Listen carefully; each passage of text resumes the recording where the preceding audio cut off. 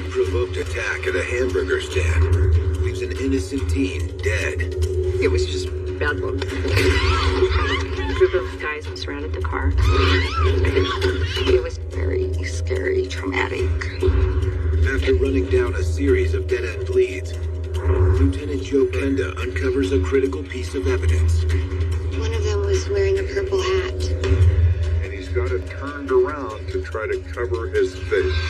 But before Kenda can track down his prime suspect, a surprise witness blows the case wide open. A kid who doesn't think about consequences has in his hand the ultimate consequence. Is he going to think a lot before he uses that gun? No, he isn't. There is no tomorrow. There is only right now.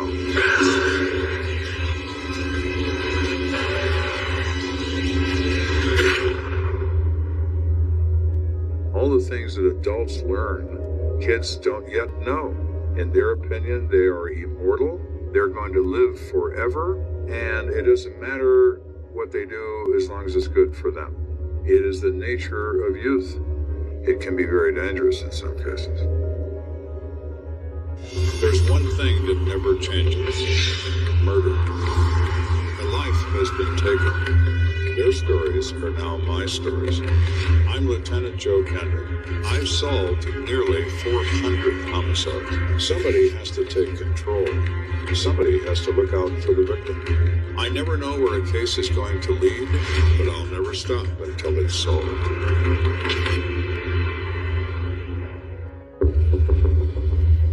It's a blistering summer night in downtown Colorado Springs.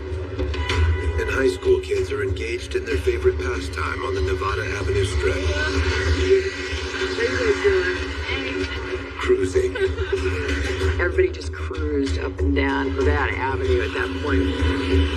Those the kid hangout. There's quite a mix of people that would do nothing but drive their cars up and down, race, drink beer. The most popular stop for teens cruising the Strip is a fast food joint called the Hamburger Stand. Hamburger Stand was a place where you'd meet up with your girlfriend that your parents disapprove of, or vice versa. Teenagers flirted, talked, bragged. Everything went on in the parking lot there. Yeah, it was definitely a social hub. As the night wears on and the crowd thins out, 19-year-old Lisa Martin, her 16-year-old sister Heather, and a few of their friends prepare to head home. We were just getting ready to leave, and everybody else was already gone. I had a hole in my radiator, so I had to put water in it. Yes, thank you. Yep. Oh, wait. Sorry.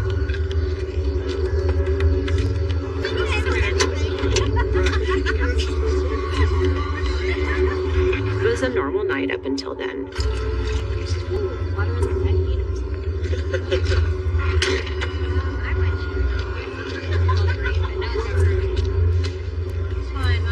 All right, let's get out of here.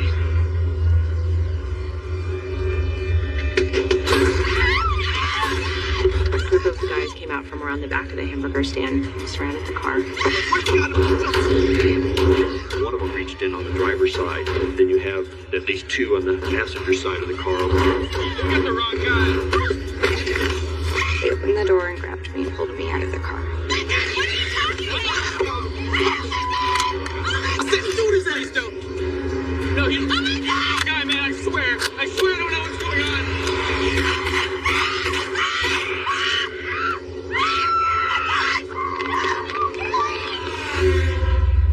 8 miles from the Strip, Lieutenant Joe Kenda is at home, fast asleep. About 10 minutes to 3 in the morning. The kids are there, my wife is there, the dogs are there. When I heard that phone ring, I would try to grab it before the first ring completed. It was my job to respond, but it wasn't my family's job. It's Kenda. Dispatch informs Kenda there's been a shooting on Nevada Avenue. And they want detectives. Be there in 10 minutes. Well, all right then. That's who we are. So we will be on our way.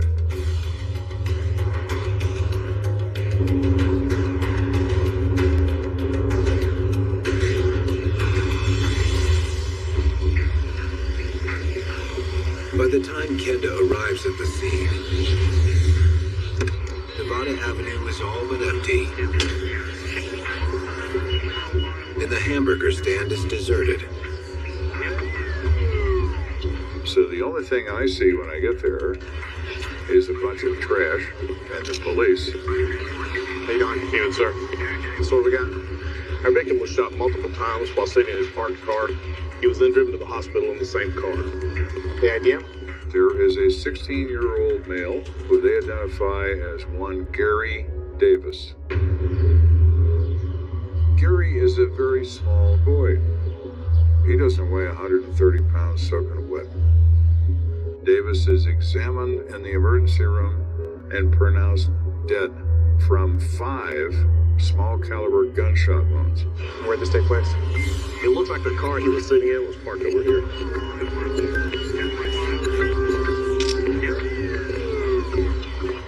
Anything on ballistics? We've got 3 .22 caliber casings so far. We're looking for 5, we find 3.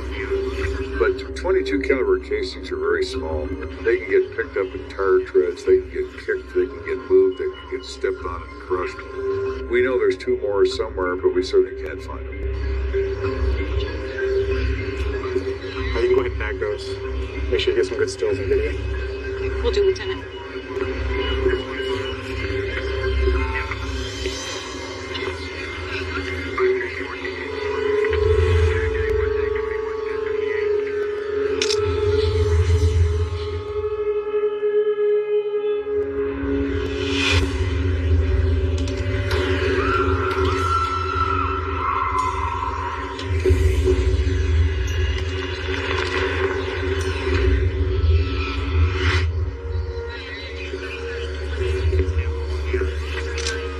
Any witnesses? Yes, sir. There were 4 other people in the car. The officer explains that Gary was in the car with Lisa and Heather, as well as their other pals, Deborah Wilson and Donnell McClendon. And where are they? They're at the hospital. The officers there have them detained. All of the occupants have been detained so they can be interviewed by detectives. I'm gonna head to the hospital. Let me know if you hear anything else. I will, sir. Got it. So I direct the lab people to collect the expended casings, pick up anything else in a parking lot that might be connected to this, do videos, do stills, and I'm going to the hospital.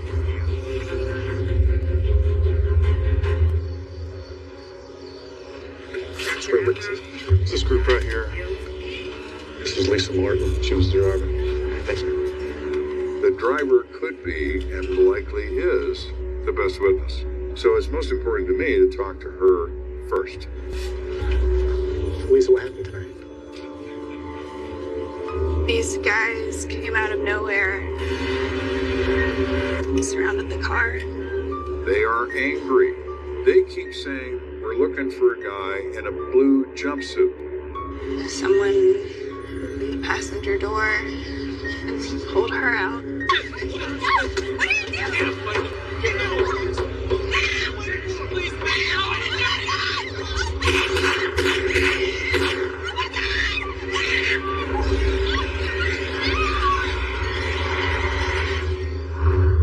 Did you think of anyone that would want to harm Gary? No, nobody. According to Lisa Martin, Gary Davis was the type of person who made friends easily.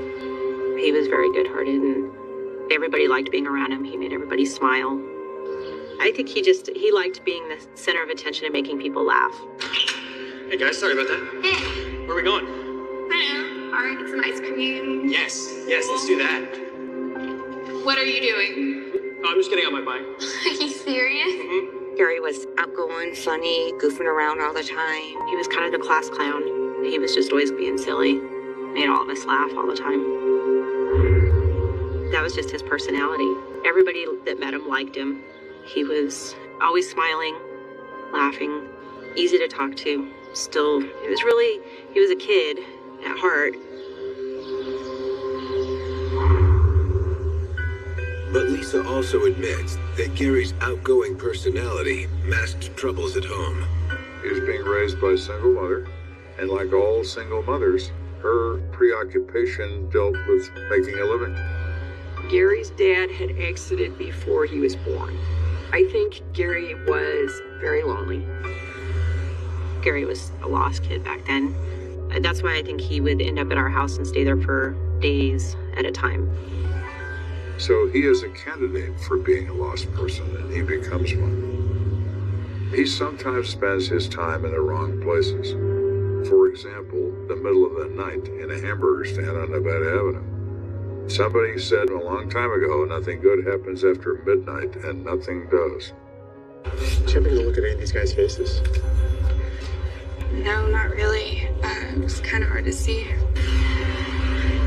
How about what they were wearing? One of them was wearing a long black coat. She remembers the shooter wearing a long, black or dark coat, and she remembers his hand being black, and she therefore believes he was an African American. Heather, when they pulled you from the car, did you look at their faces? It happened so fast, and they all had their faces covered. But I remember one thing. What was that? One of them was wearing a purple hat. She distinctly remembers it is a purple hat, and he's got it turned around to try to cover his face. Then she says, when they look at Gary, the man in the purple hat says, shoot him. Shoot that son of a bitch. How about you? Did you happen to see the faces? Nobody can ultimately describe them very well, except for the purple hat. I do remember that purple hat. Everybody seems to remember that. Thank you for the help. If we need anything else, we'll be in touch. Thanks. Even though all 4 eyewitnesses were next to Gary when he was shot, they've given Kenda remarkably little to go on. I'm at this hospital and I'm thinking, okay, I'm listening to all these distraught people tell me what they remember, which isn't very much. And I'm really in need of someone that's going to tell me something.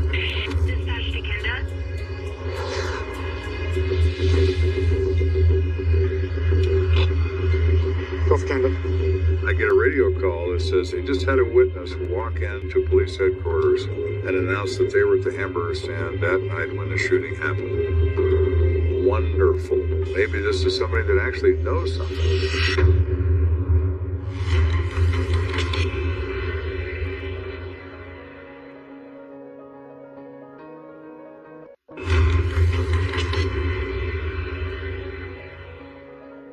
So here we are in this case. We have a crowd of kids around a hamburger stand. Shots are fired. We have a 16-year-old dead in a car. And nobody seems to know much about how this happened or who might be responsible. But now we're in a position to have our first witness we can talk to that might know something about it.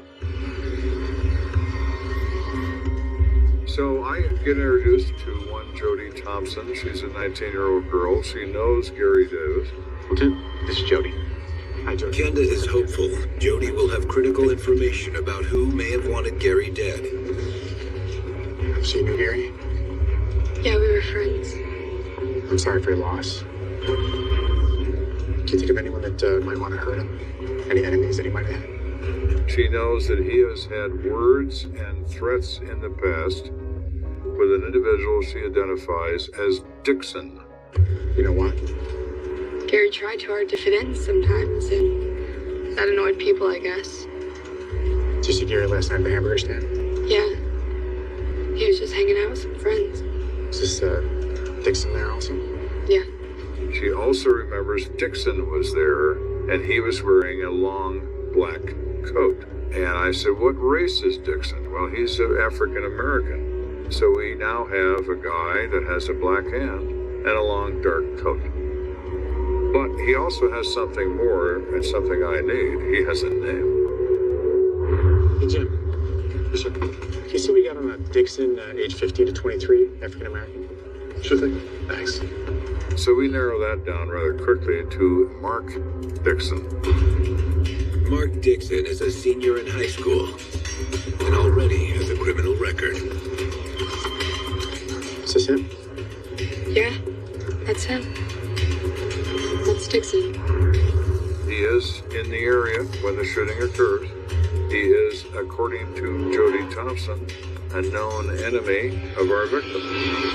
Within the hour, Mark Dixon is brought in for questioning. We are able to find him rather easily, and we bring him in for an interview, and we explain why. Is it true that you and Gary were enemies? Nah. I mean, he got on my nerves, but Gary got on everybody's nerves, you know? Were you at the hamburger stand last night? I was there. What time did you leave? I left before anybody got shot. You know what time it was? Before midnight, I'm sure. Can you go check out Mr. Dixon's alibi, please? Yes, sir. We are able to run down his friends and find their information. He's not the registered owner of a weapon. He's not anything. He's not part of this. Thank you. You're free to go. So our first witness that seems so promising has just gone up in smoke. The following morning,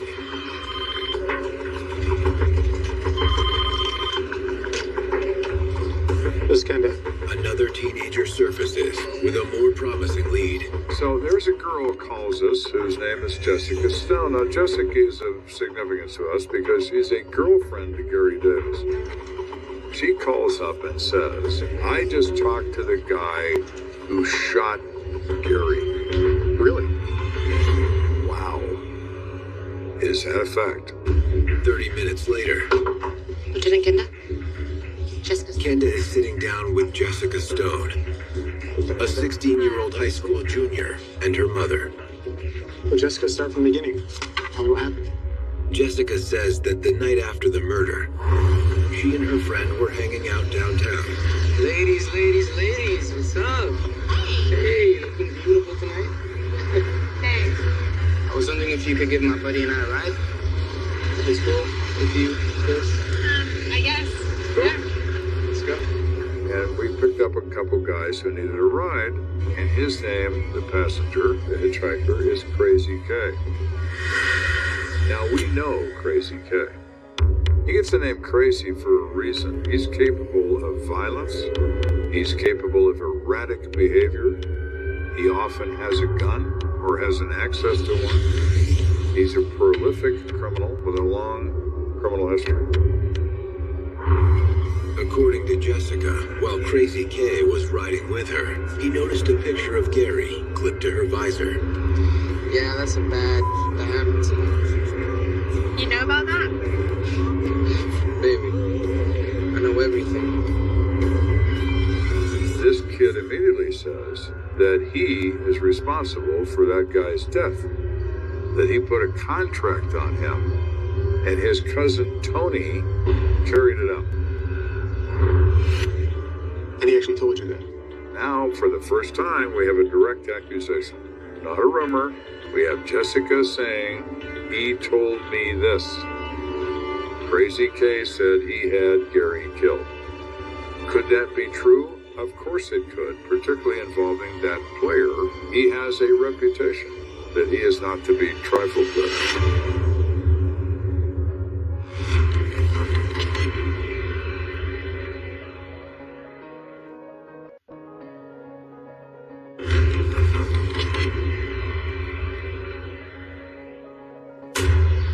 We're investigating this death of Gary Davis, shot to death in a hamburger stand, 16-year-old kid. We've gotten absolutely nowhere talking to all these kids, naming all these different people as being involved in this crime, none of whom are involved in it. But 48 hours after the murder, Lieutenant Joe Kenda finally secures a concrete lead. Gary Davis's girlfriend, Jessica Stone, informs Kenda that a known street tough named Crazy K admitted to ordering Gary's murder, and that Crazy K's cousin, Tony Cruz, was the triggerman. Armed with this new intel, Kenda sets out to track down the two young men. He gets a beat on Tony first. Yes, can I help you? Is Tony Cruz here? Yes, he is. Who's asking? Lieutenant Joe Kenda, Colorado Springs Police Department. Anthony, can you come here, please? Cousin Tony is like 13. He weighs about as much as a table lamp. You know Gary Davis? Nah, I don't. He was killed 2 nights ago at the hamburger stand. And we hear you are responsible. No, sir. I promise I didn't do anything. His bravado melts away, and he becomes what he is. He's a scared little kid. Where were you 2 nights ago? I was with my friends, Jimmy Lawson and Lenny Dane. You know the phone numbers? Yes, sir. Write them down for me, please.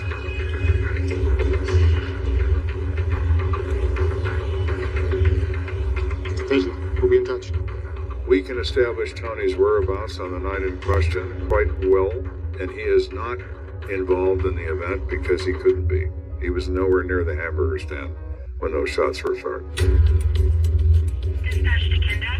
Dispatch confirms that Crazy K, who was actually 27-year-old Kenneth Charles, wasn't even in the state of Colorado the night Gary Davis was killed. So all of this business, this Crazy K stuff and Tony stuff, is all part of this rumor mill on the street, none of which has any meaning. So we are spinning our wheels. I've dealt with rumor, I've dealt with bravado. I need to deal with something that is real, and so far I don't have anything that's real. With no viable leads to go on. Come in. Here's your Crime Stoppers file you asked for.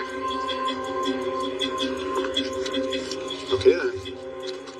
So it's gonna be a long night? Kenda turns to the Crime Stoppers tips that have inundated the CSPD since the shooting. It's a stack 3 inches thick. It's just overwhelming, the amount of information that's there, and it's all very vague. In a really incendiary situation like this, you could get hundreds of calls that really have nothing to do with the situation at all, and they have to sort through all this stuff. You would need 500 policemen to go through these documents in a matter of months to maybe find something, but probably not. I don't have 500 policemen. After reviewing more than a dozen reports, Kenda begins to think he's barking up the wrong tree.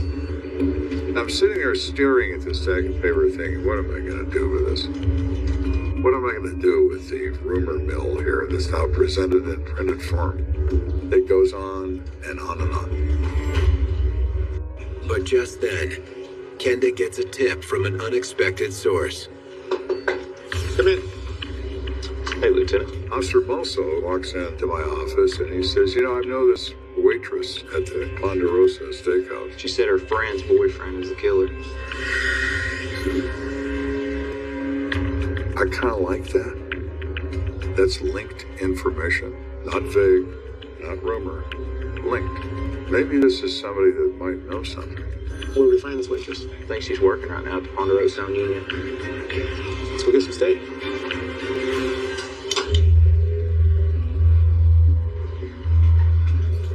So we meet this waitress. She's 19 years old. Her name is Pamela Carpenter.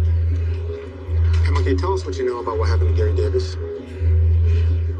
Pamela's nervous, and I like the fact that she's nervous because that means that maybe this is good. Well, I have this friend, What's her name? Simone, and she has this boyfriend, and it's kind of a really messed up relationship. They fight all the time. What's the boyfriend's name? Gino? Gino? Yeah. In a stroke of pure luck, Kenda recognizes the name Gino. He was listed as a possible suspect in one of the dozens of Crime Stoppers tips Kenda managed to read. That hit me like a lightning bolt. I didn't say anything, but I thought, Gino. Well, now, there's a match, isn't it? Eugene Dean III, a.k.a. Gino, is 18 years old. He has recently been expelled from school and lives with his parents. What can you tell me about this Gino? Well, he told Simone that he killed this guy at the hamburger stand, and that if she said anything at all, she was really gonna get it. Have you met this Gino? Yeah. I was dropping Simone off the other night at her house. All right, girl, have fun. Yeah, we gotta do it again, you know? Yeah. What you been, huh? Over here. Oh my God, what are you doing?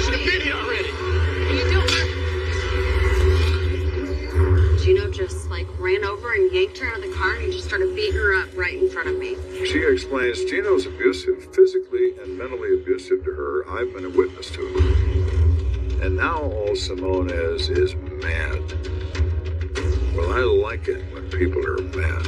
When they're mad at someone, they can't wait to tell you about it. Where can we find this, Simone? Probably school.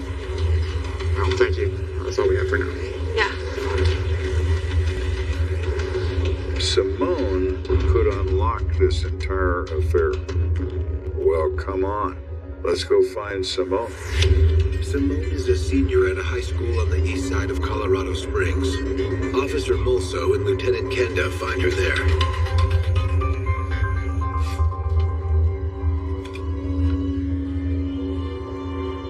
Simone, this is Lieutenant Kenda from the CSPD. He has a few questions for you. Hello, Simone. We're investigating the shooting at the hamburger stand. You know anything about that? I don't remember too much from that night. Simone is a kid that doesn't talk to adults. Very vague, very standoffish. We've already talked to Pamela. She told us everything. Now we want to hear from you. Also knows her well enough to say, look, Simone, we don't have time for the game. Game's over. She starts to cry. This is not a good thing, but we're getting somewhere. And I said, okay, so Gino's involved in this, right?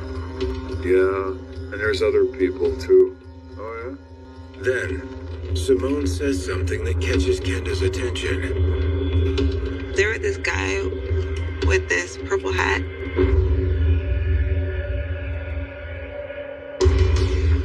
I looked at her and I said, what did you say? Did she have a purple hat on? Yeah, it was definitely purple. You really do know, don't you? Simone is who I've been looking for. Up to this point, we've been driving a Volkswagen Bug. Simone had just given me the keys to a Ferrari.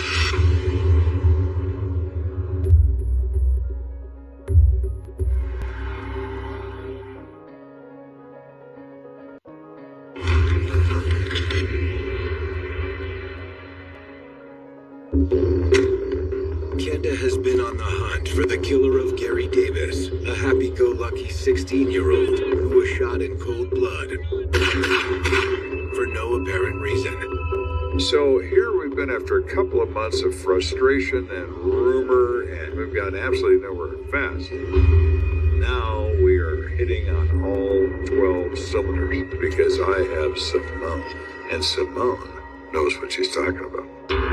Simone has told Kenda that her boyfriend Gino was at the hamburger stand the night 16-year-old Gary Davis was shot dead. She also tells Kenda that Gino was with another young man who was wearing a purple hat.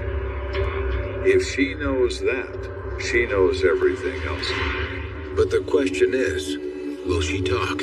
She is fearful of Gino, and with good reason. He's done everything in the world to convince her that she's going to be next if she ever tells anybody what she knows about this. Gino had beaten the crap out of her, and she knew how dangerous he was. And he made sure that she knew unless she remained his alibi, he was going to come after her. And even though she's afraid of Gino, deep down in her heart, she's also angry with him. I want to get past the fear and get to the anger. Make her think that this is the only way out for her, because ultimately it is. If you want Gino to stop hurting you, if you want him to stay away, we're the only ones who can make that happen. So you have to help us. And we, in turn, will help you. Simone, we need you to tell us everything you know. There are many occasions when men put their hands on a woman violently to make them do something. And it never works. Eventually, the truth comes out. Now they're not only going to stop doing what you want, they're going to get even for you making the demand. Finally, Simone decides to end her silence. Gino had called me that night. Hey, baby, what time are you coming over? Hey, I don't know. We got something to do with the boys. Poisoners. And he said, well, it's going to be late because I got to go do something with my friend William. Well, I'm about to go to bed, okay? So she did. She went to bed. Hours later, while Simone was asleep, Gino snuck in through her window, like he often did. Babe. Only this time, he was acting strange. Never did something like that before. You okay? Babe.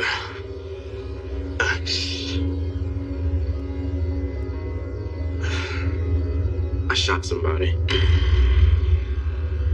Simone's statement fingers Gino as the shooter, but Kenda presses her for more information. Who else was he with? He was with 5 other guys. Who is Purple Hat? Well, his name is William Dennis. So now Purple Hat has a name. But you're sure it was Gino that pulled the trigger? I mean, that's what he told me. But he said William told him to do it. In the eyes of the law in Colorado, there is no difference between the one who pulls the trigger and the one who incites one to pull it. They are equally responsible for the murder. Simone also gives Kenda the names of the 4 other participants in the shooting: Dwayne Hodges, Marshall Hurd, Anthony Jackson, and Billy Hickman. But I see them as conspirators and not as participants in the actual crime. William and Gino certainly are the main actors, so we're going to prepare arrest warrants for them. Once the warrants are ready, Kenda and Officer Mulso head back to the high school and inform school officials they've come to arrest William Dennis. Do you mind calling down to the office for him?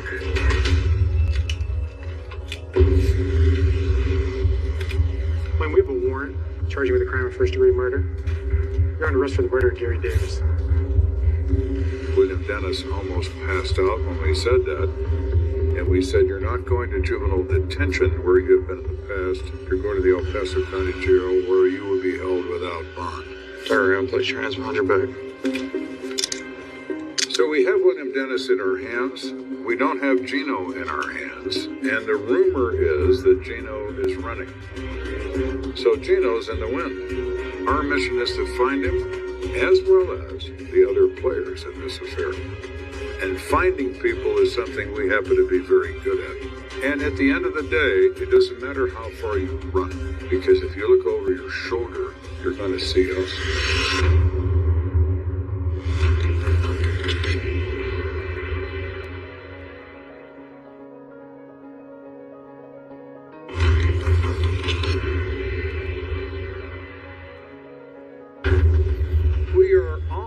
Home, we are rounding the clubhouse turn. After lots of groundless rumor, we are down to the facts of who killed Gary Davis. Kenda has put the cuffs on the crime's alleged mastermind, 17-year-old William Dennis. But the shooter, Eugene Dean III, a.k.a. Gino, is on the run. Gino has fled the jurisdiction. Gino is gone somewhere. I don't consider that a problem. It's just a matter of finding him.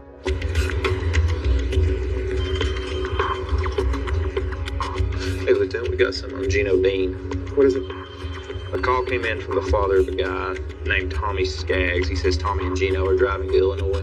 Did you say what they were driving? Apparently his van. I need to put a bolo out in every state between here and Chicago. Will do, sir. Thank you. While he waits for the bolo to smoke out Gino and his friend Tommy Skaggs, Kenda's next step is to get a participant in the shooting to talk. It is very important to us from a prosecutorial standpoint to have a participant say what happened in this event. He starts with William Dennis, who is in county lockup awaiting his preliminary hearing. Well, I need you to tell me what happened the night Gary Davis was killed. I know he was killed. That's about all I know. But you were at the hamburger stand, right? I was there, but I didn't see anything. Who were you with? Can I speak to my lawyer? Get him out of here. Yes, sir. With William Dennis lawyered up, we're gonna need to get everybody else in here. Kenda goes after the other young men Simone identified as participants in Gary Davis's murder. First on the list is Dwayne Hodges. Stacy. Dwayne is 16 years old. His mother comes into the station. Everybody's very distraught, including him. He understands this is very serious now. This is not kid stuff anymore. Dwayne, I need you to tell me what happened at the hamburger stand the night Gary Davis was shot. I don't know what happened. I wasn't there. I don't even know any of those guys. Dwayne initially says, I don't know what we're talking about. He doesn't know William. He doesn't know Gino. He doesn't know any of these people. Dwayne, let me give you a little dose of reality. You do know who it was. And more importantly, they know who you are. So if you don't tell me what happened, I'm going to assume that you did this. That you pulled the trigger. You killed Gary.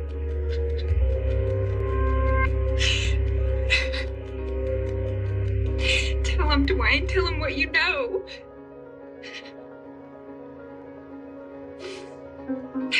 All right. Look, we didn't plan to shoot anybody. At least, I didn't know about any plan to shoot anyone. It all started because of Marshall. The Marshall Dwayne is referring to is Marshall Hurd, one of the other young men Kenda believes was present when Gary was shot. Marshall's deal is that a few weeks before, at the same place, the hamburger stand, Marshall gets in a fight with a guy wearing a blue jumpsuit. And the dude in the blue jumpsuit hit Marshall in the face with a gun.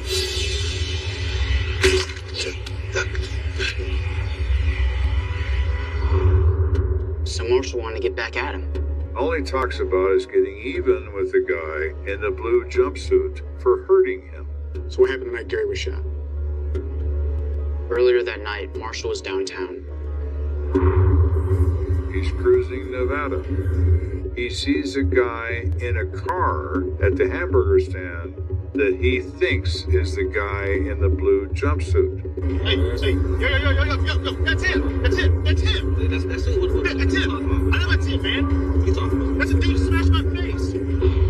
So Marshall called Gino and told him that the guy that pistol whipped him was at the hamburger stand. So what'd you do? Dwayne and Gino and William and the other guys all decide they're going to go down there to the hamburger stand and they're going to kick this guy's ass. Then it got crazy. Like the movie. Like what movie? That evening, all these guys all went to see the movie Boys in the Hood. They're kids. Movies become reality to them. They come out of this theater all jazzed up about being boys in the hood. And the next thing you know, there's a discussion about going and beating somebody up. And now they get a chance to do it for real. Hey, what do you need that for? He's gonna fight him, right? He's bringing him. Don't be A kid who doesn't think about consequences has in his hand the ultimate consequence. Is he going to think a lot before he uses that gun? No, he isn't. There is no tomorrow. There is only right now. What happened when you got there? We went up to the car to get the guy that pistol whipped Marshall.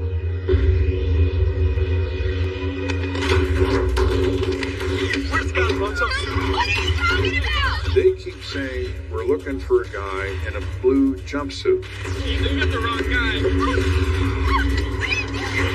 Is that him? Is that him? Well, Gary's not wearing a blue jumpsuit. Gary doesn't even own a jumpsuit, let alone a blue one. But they're determined, somehow, that this must be him. Man, what are you talking about? Man, I didn't do anything. Get him! Pop his ass! Then pop his ass! He's the adolescent brain, not considering consequences of his actions.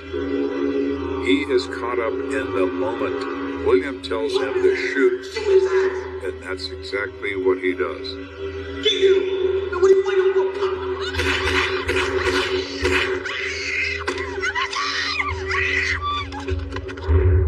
Where'd you go afterwards?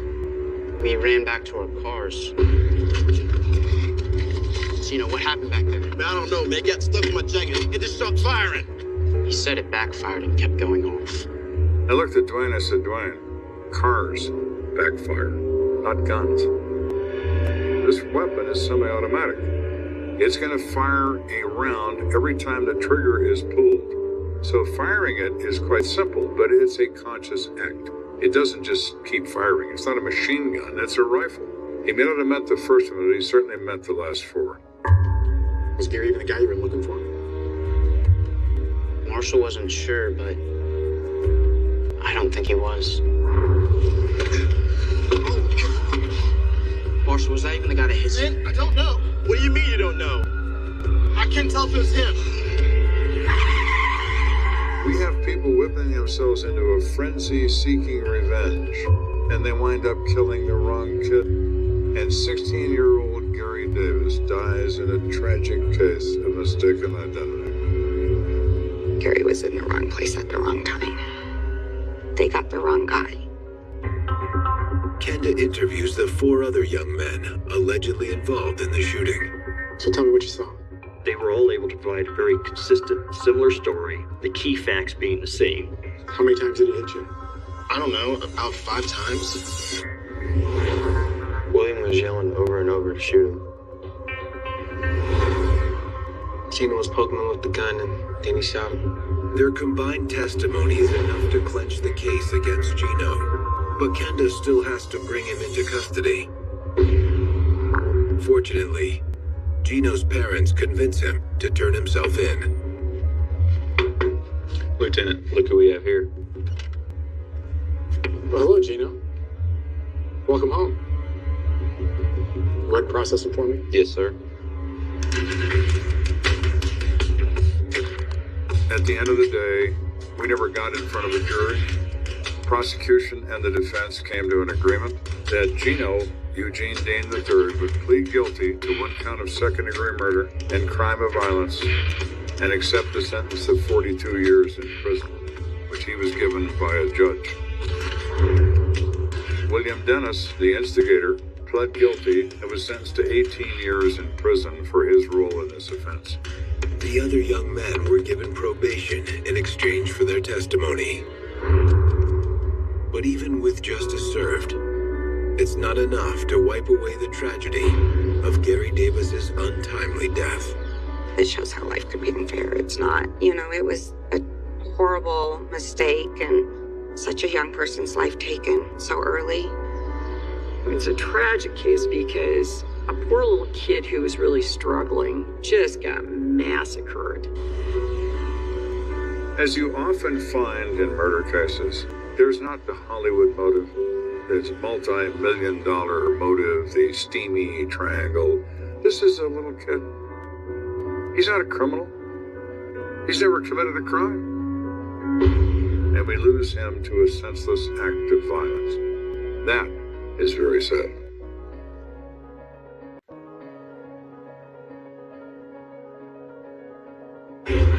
Two murder investigations from the case files of Lieutenant Joe Kenda. First, a powerful explosion rocked the suburban neighborhood. Everybody was talking about the devastation and gruesomeness of what had occurred out there. This particular case was just beyond anything I'd ever seen. Kenda desperately works to uncover what triggered the blast as nefarious theories emerge from the ashes. There's no question in my mind that this could be an intentional act of murder. Then, a young mother is viciously gunned down in her own bedroom. Just walk in, shoot, and walk out. Someone thought about this. You shoot someone more than once for a reason. The frantic search for her killer culminates in a heart-pounding showdown. Throw your gun out the window! He's already committed one act of violence. You're really concerned that he's going to commit another act of violence. When people start waving guns around, somebody's going to live or die here. Oh my God!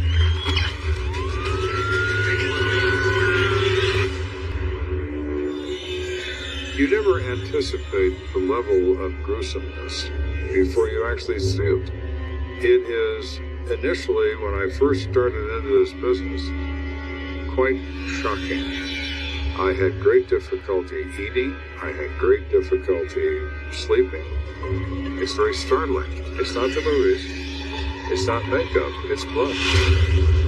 There's one thing that never changes. Murder. A life has been taken. Their stories are now my stories.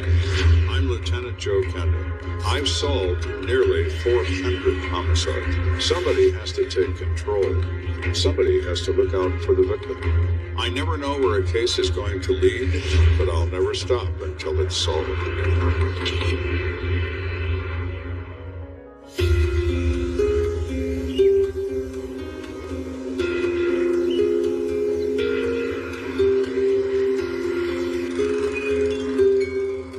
On a warm Sunday afternoon in Colorado Springs, Larry Conway is savoring the last few hours of the weekend.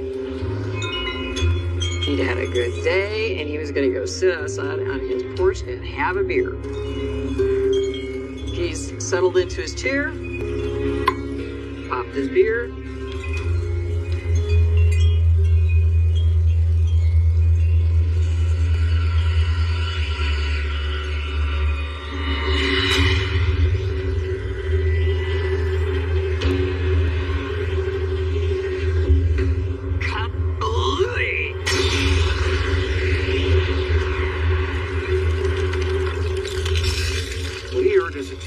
He had no idea what it was. He knew it was something big. Larry bolts from his front porch towards the source of the explosion. He looks over the fence and sees smoke coming out of the garage. Can see that there's a lot of devastation that occurred in this garage and knew something terrible had happened. And then he's noticing that there's like spray, like red. And for a second, he wonders if maybe it was like some kind of paint canister explosion. And then he realizes that it looks a whole lot like blood. So he decides to call 911.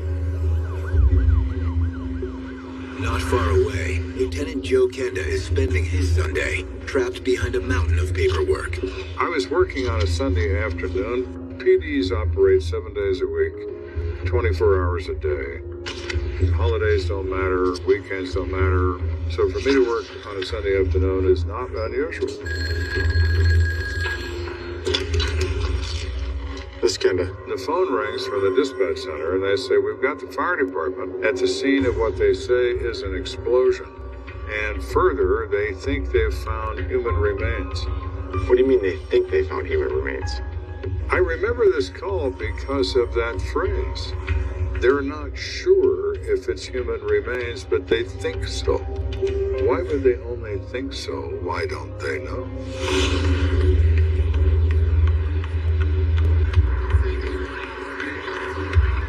Minutes later, Kenda pulls up to a single-family dwelling flanked by police and bystanders. To the right of the house sits a detached garage, still smoldering. Hey, Lieutenant. How you doing? Doing good. What do we got? I got a neighbor called 911. Heard a loud explosion. A lot of smoke. A lot of damage to the garage.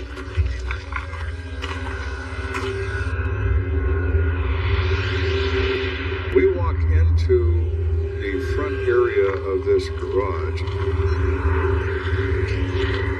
The door is up, although it's been damaged in the fire. And the back wall of this place is distorted and blown out to a degree. There's holes in the walls, the windows, the overhead door, various parts of this building. All this damage looks like shrapnel damage emanating from a central source. Is anyone checking to see if this can be from natural gas? They're looking into that now. My initial thought was a gas meter explosion. There's something you need to see, and I warn you, it's not pretty. And this garage, a few feet inside the door, is literally a large pile of what looks like human flesh.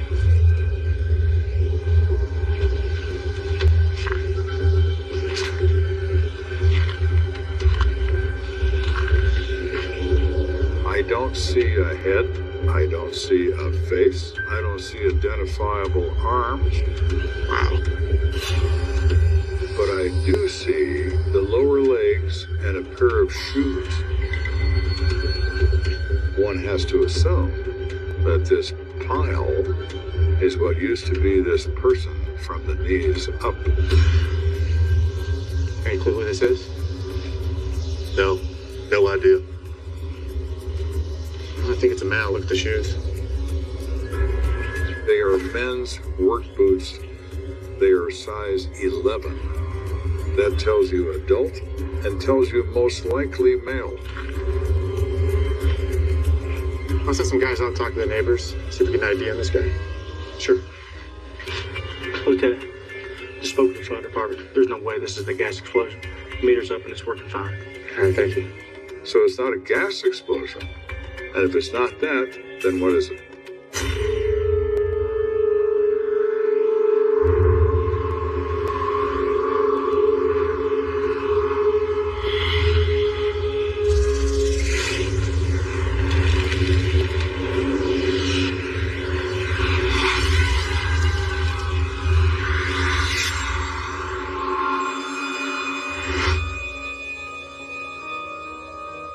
There's a number of possibilities. What if our man is smoking a cigarette and the place is filled with gasoline vapor from gas cans that are commonly found in a garage?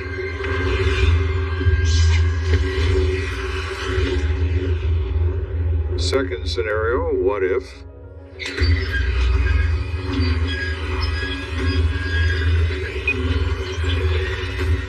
our victim walks into this building and the building's been wired. It's been Bluetooth trapped. There is a delay allowing him to step inside before the device explodes.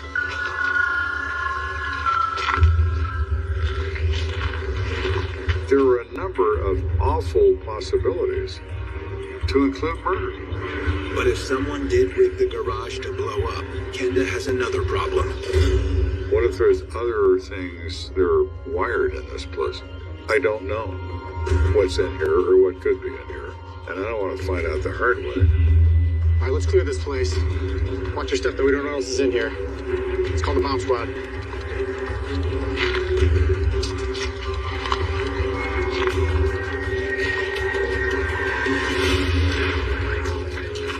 A team of explosive technicians arrives on the scene.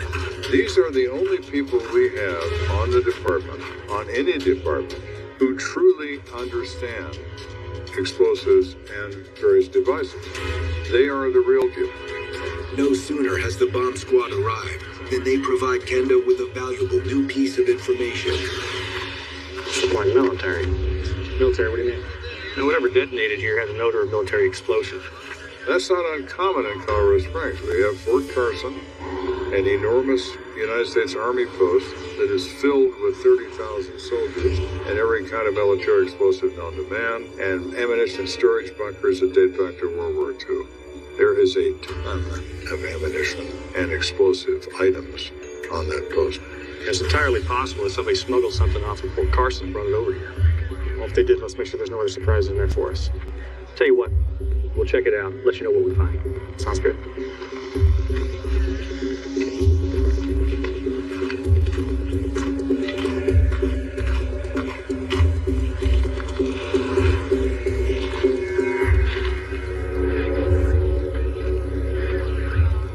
Just minutes later, the bomb squad sergeant emerges from the garage. Looks like we found our source. What is it? And the guys are still looking to see. We found this under some debris. He came out with a pair of tweezers holding the arming handle from a grenade. The arming handle is a piece of metal that's curved and follows the body of the grenade down one side, referred to by slang as a spoon. Hey, George. Go ahead. I've got an item here. One of the guys in the squad says, I have an item. In their language, that means they have an explosive. What have you got? it's another grenade, and this one appears to be live. Okay, we need to clear the scene out. We need to get these people further back. I'm going to get one of my guys to suit up. We'll go in and get ready. Got it, okay? Let's get everyone out of here. Everyone, let's go. Everyone out right now. We need to clear the area. Everybody, let's back up, please. Everybody back.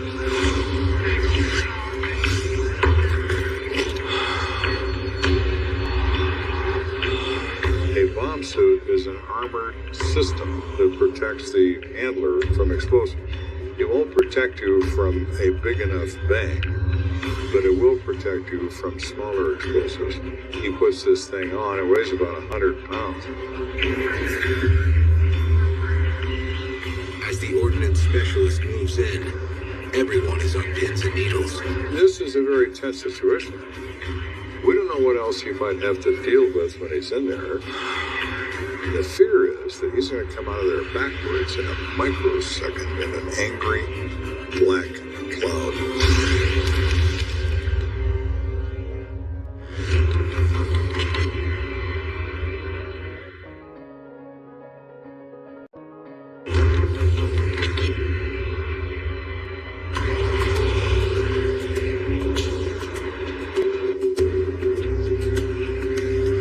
Here we are in this building with a destroyed human body, died from an explosion. We find evidence it probably was a grenade because we found a second grenade that is live. The issue now is, what do we do about the second grenade? What if it goes kaboom? Kenda has summoned the CSPD bomb squad to the scene.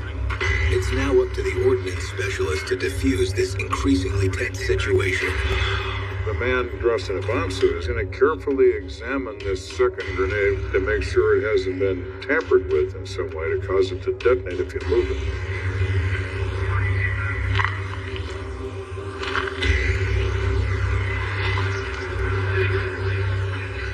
Everybody's on edge. You're always worried about something going wrong, causing an explosive device to detonate. That's what we have robots for now. Back then, you just didn't have them. So it's a very tense situation for all involved.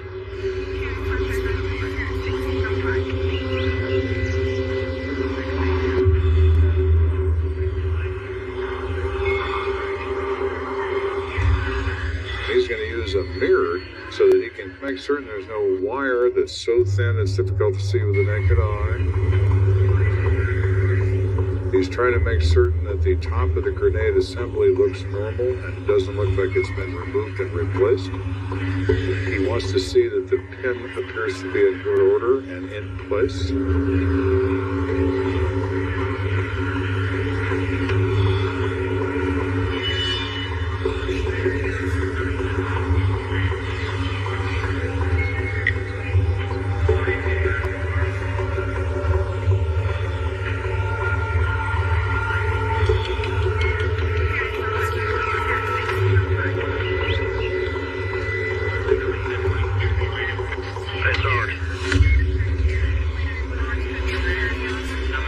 Go ahead.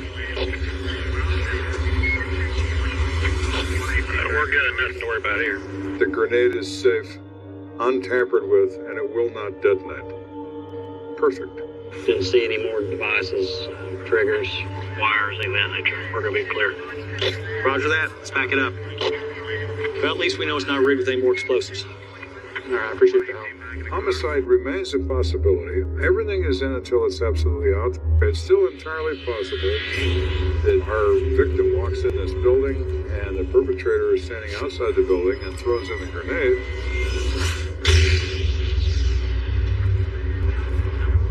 Kenda's first step to finding any possible suspects is to identify the victim. Is there something going on in his life that would cause somebody to do this to him? Does this man have enemies? Who are these enemies if he does? And why would they want to do this to him? According to neighbors, the house is a rental that was recently occupied by new tenants, but little is known about them. I don't know his last name, but I think his first name is Esteban. Okay. He moved in with his wife about a month or two ago. You know about how old he is? I'm guessing probably in his 60s. He said something to the effect that he'd recently retired. Okay.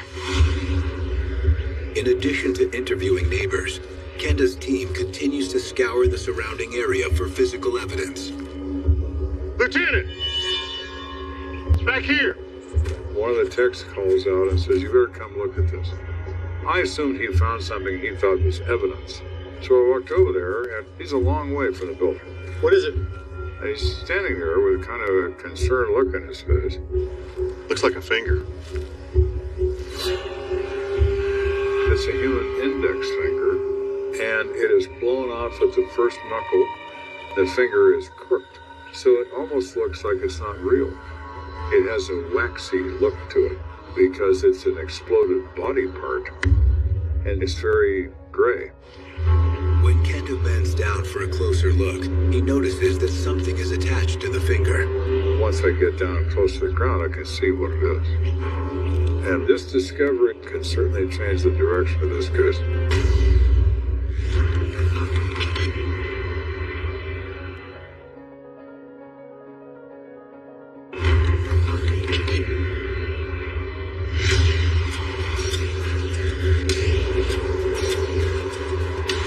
We're investigating an explosion that results in the death of a person. We now know their first name is Esteban, and we've discovered a grenade is probably the device. And now we've discovered a human finger with something wrapped around it. When I see it standing up, there seems to be a wire or something around it. So I squat, and once I get down close to the ground, I can see what it is. It's the pin ring from a hand grenade. More than likely, the victim in this case had detonated that hand grenade by pulling the pin and setting that grenade off. So now we have to look at what's the theory here. Is this an accident? Is it suicide? If this is the finger belonging to Esteban, then this changes everything. Nobody killed him. He killed himself. We'll get it back to the station. I'll see if we get a print off it. Sure. Even though this finger is no longer attached to the body, the fingerprint area of the finger is intact. So it's a matter of removing the pen and inking that finger and rolling it on a fingerprint card as you would if it was attached to a living human.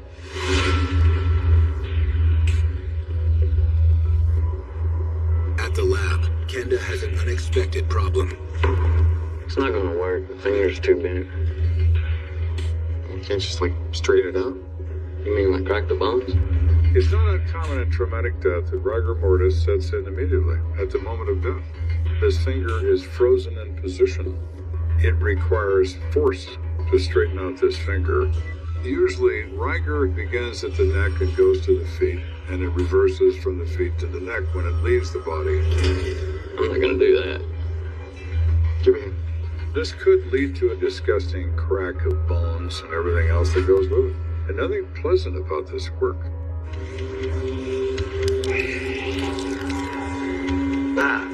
When you hear bones crack, it is one of the most disgusting sounds you've ever heard in your life.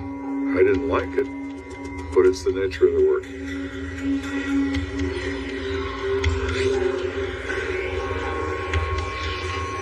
Perfect. Great. So now we've recovered this fingerprint. It is readable. Looking at the wrist impressions on the paper, there's no question if prints are on file, we can positively identify the finger. I'll get going on this, and should have your last name in a couple of months. Months? I don't have months. Weeks if we're lucky. That's the best I can do without a last name on this guy. Without knowing a name, you would have to compare that fingerprint to every inked impression. Wouldn't have time for that.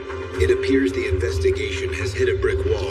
Thankfully, it doesn't take long for Kenda to catch another break. Lieutenant, there's a woman out here who says she really needs to talk to you. My immediate reaction was annoyance. Talk to me about what? Who is she? Apparently, she lives at the house that you're just at. You know, the one where he found the finger? Well, now I'm not annoyed. Her name was Jenny Maestas, and she was married to the victim. It truly is a double-edged emotional sword. I felt suddenly thrilled that the mystery of his identity is about to be resolved. And at the same time, I have to explain to somebody that the person they've known and loved is no longer coming home. And that is difficult to do, and you never get accustomed to that. I'm very, very sorry about this. What was your husband's name? Esteban Maestas. We just moved in the house a couple months ago. He finally retired from his job. What do you do? He was a custodian at a school. And that was the piece of knowledge I needed. Public schools require all employees to submit to fingerprints. So those inked impressions are on file. And they're on file in our building. Kenda has the lab run the name with the print. They identify it at once. That's his finger. The facts say that Esteban Maestas pulled the pin out of that grenade. What I don't know is why. What was your husband doing today? The wife tells me that she was home with Esteban. They moved into this place a couple months ago. And he was going to go look around and see what he could find in the garage. He was cleaning out the garage. We really didn't go back there much because the people that lived there before left a bunch of junk in it. And I left. And he was going to stay there and clean up the garage. From what I can determine from his wife, Esteban Maestas was not at all depressed, not at all upset, never been to see a psychiatrist. Nothing about his background through his wife would indicate that this was intentional on his part.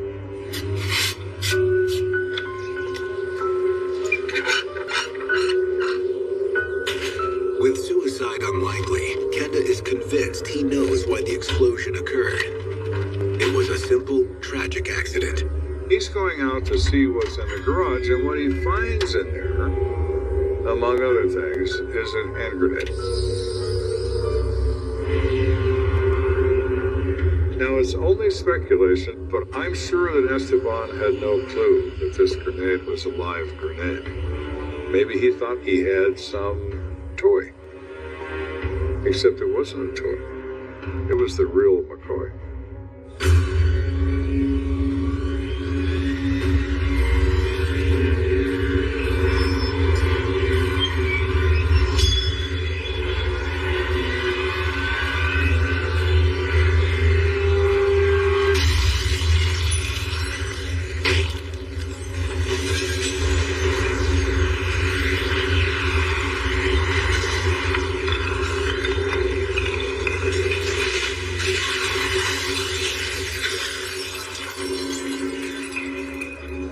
He never knew what happened. He never felt a thing.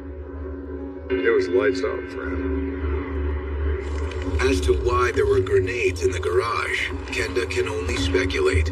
I'm certain that the things in that garage had been left there by a number of previous tenants. That stuff had been there for years and years and years. The theory is that those grenades probably were stolen from Fort Carson and brought home by a soldier, God knows why. And either that guy decided that he didn't want to deal with having to dispose of them, and so he left them to be the next person's problem. That problem fell into the hands of unsuspecting Esteban Maestas. You ask, how could that happen? Esteban handles a grenade that he believes isn't real. And he was profoundly mistaken about that.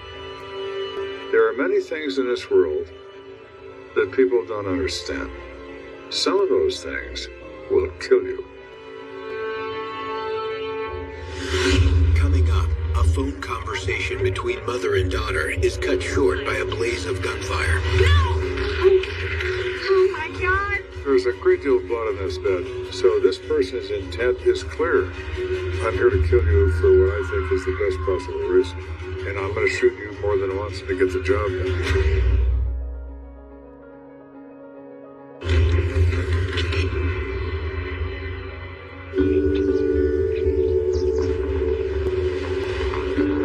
It's a crystal clear afternoon in Colorado Springs.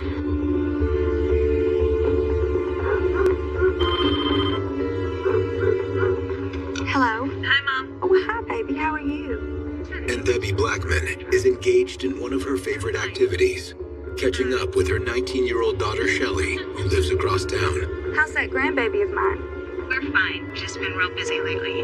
They're chatting. They're having a mom-daughter talk. How are you? Yeah, I'm doing good. What are you doing here?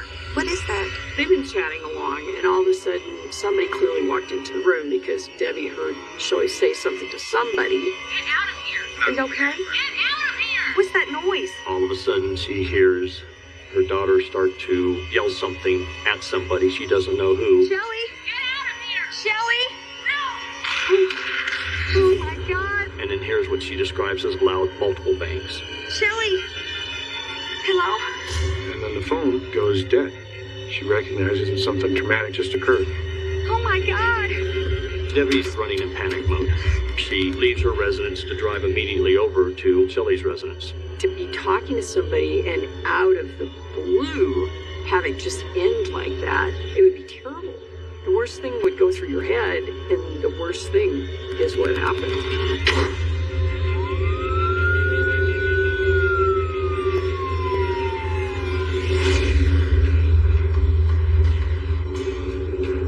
Minutes later, CSPD dispatch informs Lieutenant Joe Kenda there's been a possible homicide on the northeast side of Colorado Springs in the Yuma Court townhome. How you doing? So what we got? The shooting inside apartment D. Victim is a 19-year-old Shelley Blackman. Been shot multiple times in the torso and face. Medical order transported her to the hospital. She's in pretty bad shape. Any witnesses? There's the two individuals back here that made the 911 call. They're in shock and pretty shaken up. All right, I'll talk to them when they calm down. Yes, sir. Thank you.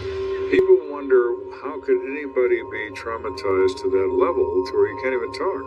If you've seen a violent crime happen in front of you, your emotions become maxed. You cannot function in any kind of normal way, and in many cases can't say a word. While he waits for the eyewitnesses to collect themselves, Kenda makes his way into Shelley's apartment.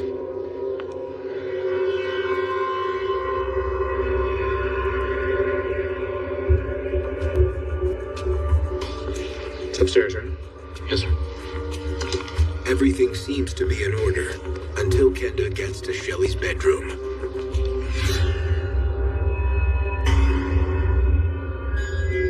There's a lot of heavy blood.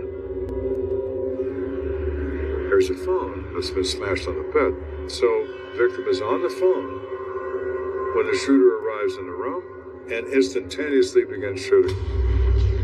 Kenda scans the room for signs of a possible burglary. The jewelry is on a dresser, undisturbed. Nothing's been moved, nothing's been knocked over. Absolutely nothing is out of place. Except for one disturbing item.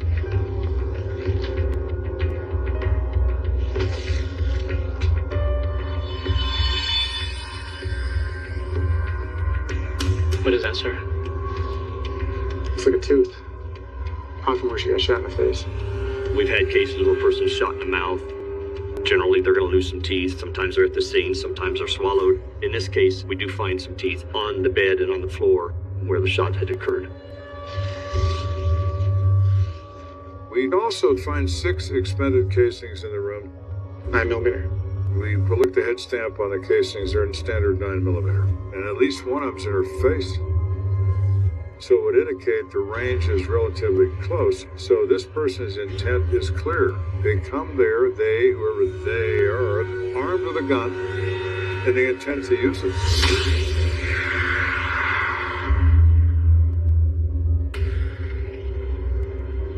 Sir, the victim's mother was here. We told her that her daughter had been shot and she was very upset. She was insisting on speaking with you. Let's go. So I stop poking around in this bedroom and start to walk down the stairs. And I look in the family room, and there's a playpen. Nobody's in it. But there's toys in it, there's a pillow in it. So where's this kid? And what happened to this child? Is there a child about? We have eyes on the child? The baby's outside with another officer in the backseat of his car. Oh, okay. Well, that's good news. Your kid's okay. But Kenda isn't the only one inquiring about the child. Stepping outside, he runs directly into a desperate Debbie Blackman. Sir, they tell me you're in charge here, and I have to get in there to see my grandchild if she's okay. Ma'am, she's perfectly fine. She's with another officer. Oh, God. I'm stepping over here. Okay. Yeah. Your daughter's been taken to the hospital, and I'll have someone take your granddaughter in a moment. But first I need to ask you a few questions. She's extremely distraught, but I explained to her I'm trying to determine who might or could be responsible for hurting your daughter. And you're my best chance to find that out right now. Can you tell me about your daughter? Was she married, divorced? The man she had the baby with are no longer together, and she has a new boyfriend. Debbie says that Shelley had a boyfriend named Thomas Terry. Her mom said he'd been in the military. He had a job with the post office. Thomas seemed like a pretty good guy. How about work? Does she have a job? Well, she was working retail, but she wasn't making enough money to support the baby, so she took a job someplace else. So what does she do now? Well, she works at a gentleman's club dancing. Now that opens up a busload of potential suspects. Many strange men going to strip clubs. They're a different breed of individual. That opens up a new arena for me. I'm not prepared to jump in that arena yet, but I'm worried about it. Has she had any trouble with the clientele that you know of? Well, the only thing she said was that there was a couple of customers who had given her their phone number and stuff, but that was really just about it. Do you know their names? No. To Debbie's knowledge, Shelley had never acted upon any of those numbers and had never called anyone. All right, well, I know you need to go check on your daughter and granddaughter. Perhaps we can speak again? Yes. I just looked in on the two witnesses who called 911. They're both ready to talk. All right. The officer says the girl is Shelley's roommate. Her name is Desiree Peterson. She is also 19 years old. The male who is present is a 23-year-old guy named Reginald, who is Desiree's boyfriend. So we interview them one at a time so we don't get cross stories between the two. We'll talk to Desiree first. Desiree, I'm Detective Kendall. Mind if I ask you a few questions? Yeah. I want to talk to Desiree first because she is Shelley's roommate, so she's going to know more than he does about Shelley. Is there anything you can share with me about what happened to Shelley? I know your daughter. Witnesses often say they know what happened, they saw what happened, and that's not that meaningful to me usually because it's usually not correct. But in this particular case, Desiree's tone of voice and the look in her eye said to me loud and clear that she really did know who was responsible for this. There's not a doubt in my mind. You want to tell me about that? This case has just moved into the fast lane.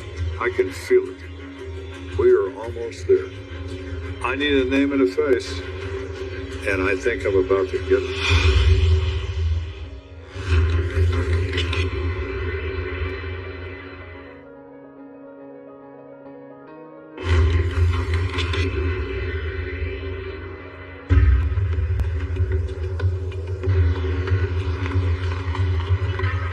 We're investigating a shooting where a girl is most likely going to die as a result of multiple gunshot wounds. We're trying to determine who possibly might be involved, and I think I just found somebody who knows who's involved.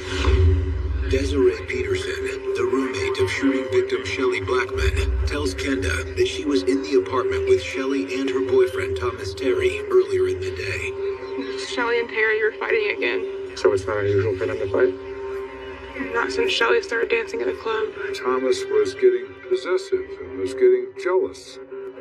And he didn't like the fact that she needed to work a second job in a strip club to make money. That really drove Thomas nuts. What happened today? Shelley and Thomas were fighting again in front of me and my boyfriend, and it got pretty bad, and he started going through a purse and found numbers that guys gave him that she danced for at the club. Why are you in my purse? What the fuck is this?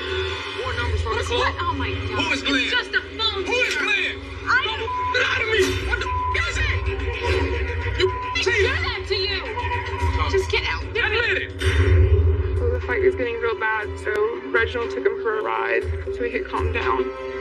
So what happened after they left? She wanted him out, and he's not living with us or anything, so we packed some of his stuff in a duffel bag and left it downstairs for him. It could take at least 2 days. Desiree tells Kenda that when Reginald and Thomas returned a short time later, things went from bad to worse.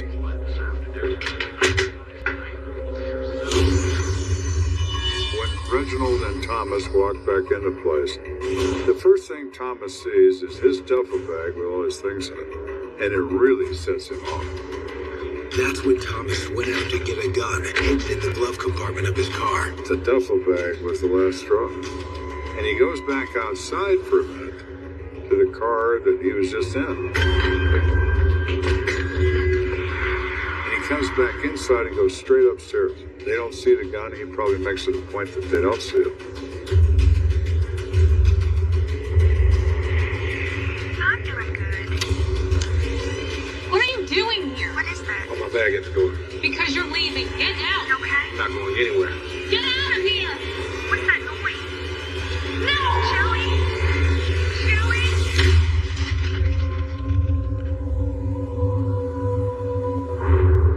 So you and Reginald heard gunshots. What'd you do? We went upstairs to see what was happening. And that's when we saw Thomas with the gun. Get Cheryl, dude. He threatened us that we just moved. And he left.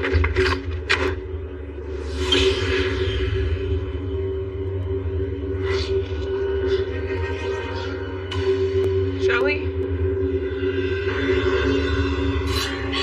Oh my God. Shelly? Shelly? They see Shelly on the bed, bleeding profusely. She's been violently assaulted with gunfire, and the results are horrible. So when Thomas left, do you know where he went? No, but Shelly's car isn't here anymore, so I think he took it. He's got a gun. What's he gonna do? Nothing good is what he's gonna do. Nothing good. We have solid information on what he's driving. We run the registration. We put out a bulletin, model, color, type, and plate number on this car. 6 minutes after Kenda issues an APB, dispatch informs him that Thomas Terry has been spotted driving southbound on Union Street.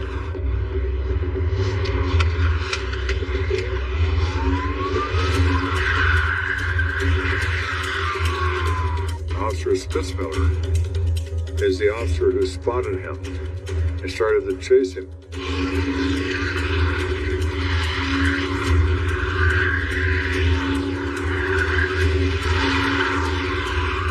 He's starting to snake or move from lane to lane, weaving in and out of traffic.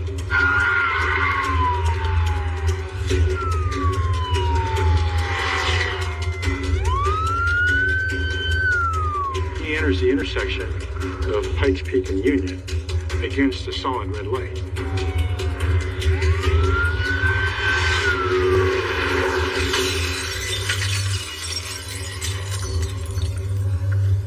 He is T-boned from a car that's going eastbound. He then hits a vehicle which is northbound, stopped for the red light. His car was immobilized from the impact, and there was steam rolling out of the radiator, and it wouldn't start. What the hell are you doing? Get away from him! He's got a gun! I know that this is a very volatile situation. He's just been involved in a homicide with a firearm. I'm concerned about whether or not now we're going to get into a shootout. He has nothing to lose. Officer Spitzmiller waits for Thomas's next move. I could tell that he has a firearm in his hand. He's starting to work the action of the firearm. I can hear rounds, because the windows are blown out of the car, actually hit and thump on the ceiling liner of the inside of the car. Throw your gun out the window! Put your hands on your head! He's not complying with any of my orders. He's still working the action of the gun. I'm now thinking, okay, he's going to either shoot at me or I'm going to shoot at him, or it's going to happen both ways. Throw your gun out the window! Put your hands on your head! This is the moment of your worst fear. There's going to be gunplay. Most police shootings happen within 30 seconds of the officer's arrival. If they happen right now. He starts smacking the bottom of the gun. And he brings the gun and he points in my direction. I'm getting ready to engage and I'm starting to squeeze the trigger on my service weapon, thinking this is the point of no return. This is the point where either it's him or me. I'm screaming at him. He takes one more look at me. We lock eyes. Drop the gun! Don't do it! Turns back away from me, lifts the gun and puts it in his mouth. Pulls the trigger.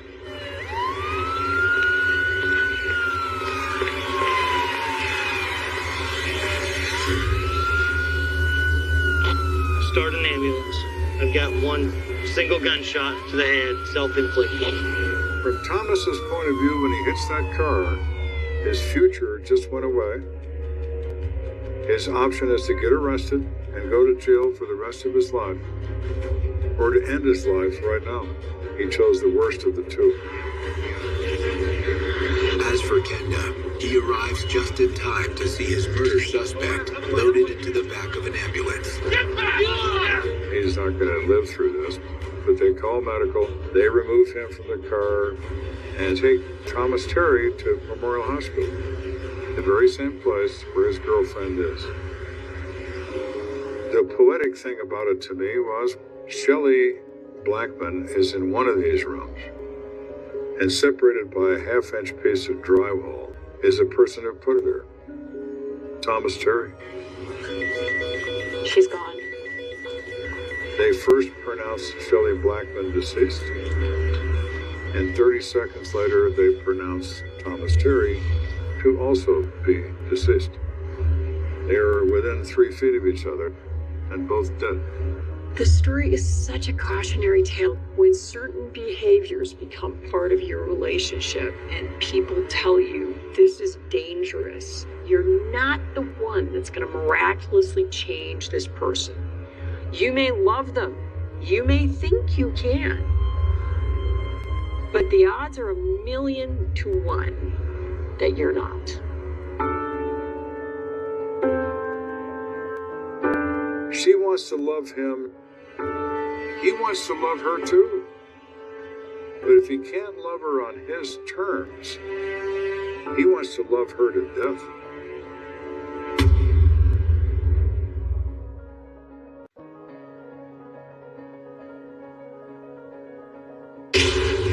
Two murder investigations from the case files of Lieutenant Joe Kenda. A pair of loving grandparents are shot dead in their home. I don't think you could find a more traumatizing event than watching a loved one die violently in front of you. But has the killer already slipped through Kenda's grasp? He said he was going to hop a train to Mexico. I have a 1% chance of finding him in Mexico.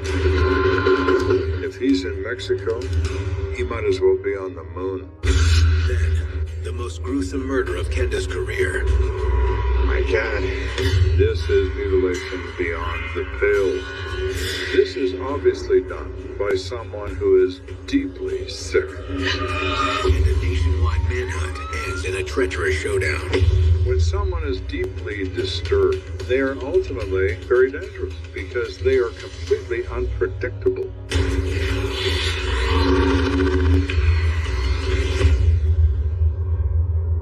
You become hardened to this sort of thing. It is a sad fact of the profession. I don't lose all my emotions about humans, but I am able to coat my emotions in railroad steel.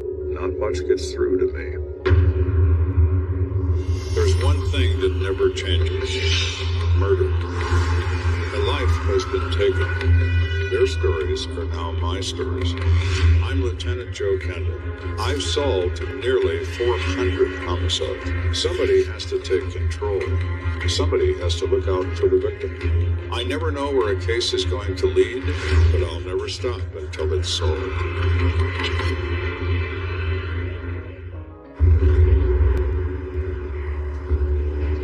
As the workday comes to a close at American Telecasting Company, 26-year-old Julio Zamaron Jr. prepares to pack up his things. I was a technician, and I was actually at the office setting up the gear that the guys were going to be needing the next day. Julio, you have a phone call. Oh, okay, thanks. Hello? This is my friend Kevin. Kevin? What's up? I don't think I ever got a personal call at work, so I knew something was wrong. What? his friend is frantic. He's like, something terrible has happened. You got to go to your parents' house. You got to go right away. Oh my God. Everything all right? I gotta go. When I pulled up to their house, there were several police cars. There was an ambulance that was bringing my mother out. I really couldn't get too close to it at the time. Sir, hold up. What's going on? They told me that, my parents were shot. The only thought that ran through my mind was seeing my parents and making sure they're okay. It was chaos because I could see my sisters crying on the side by the front door, my nephew crying. There's a lot of things to take in at once. Across town, Lieutenant Joe Kenda is headed back to the station after a long day in court when he gets a page. Go for Kenda. And I knew what it was. It's what it always is. No one is asking me how I'm doing. No one wants to know if I want to go to lunch. That's the communications center, police department, and something bad just happened. Within minutes, Kenda arrives at the scene. You have ambulances there. You have the uniformed cruisers. So it's very, very busy. No one even noticed me till I was almost to the front door. Hey, Lieutenant. Yeah. What a mess. Yes, sir. So what do we got? We've got 2 adult victims, 1 male and 1 female. They both appear to be mid-50s. They are Julio Zamaran Sr. and his wife, Guadalupe Zamaran.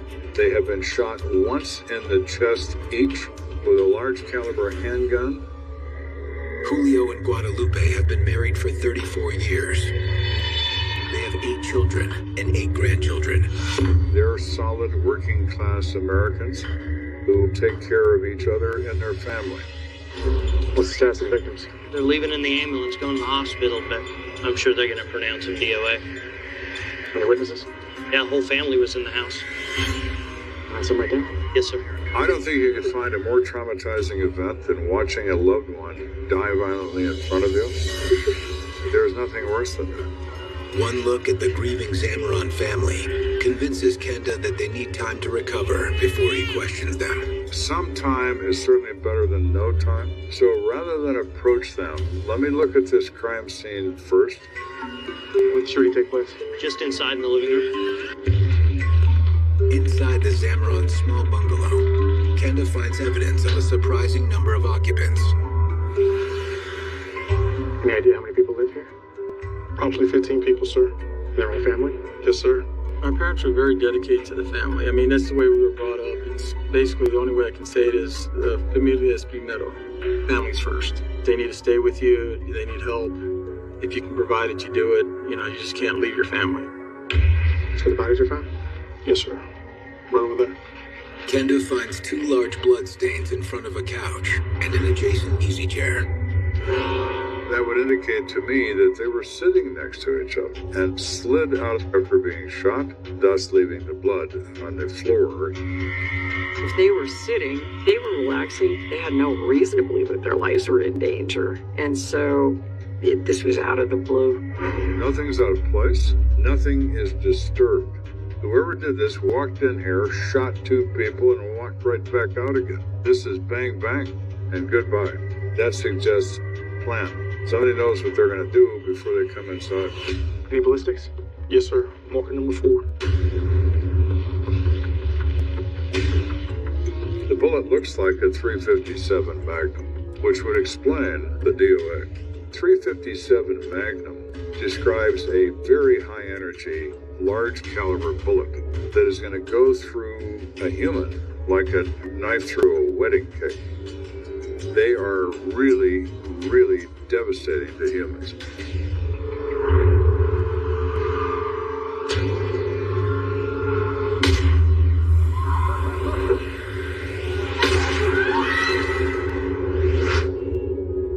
Right next to the easy chair, Kenda finds a woman's purse. All the way open. Now, every woman I know, my wife included, never leaves a purse open. The existence of that open purse indicates the possibility of robbery being part of this. All right, thank you. You want to talk to the witnesses? Yes, sir. Kevin, come through. When I walked back outside, I asked family members to come forward and form a group around the porch area. It's going to be important for me to talk to each one of you about what happened here today. I understand you're extremely distraught. I don't blame you. Julio and Guadalupe were the backbone of their large extended family. Julio Sr. was retired in the United States Army.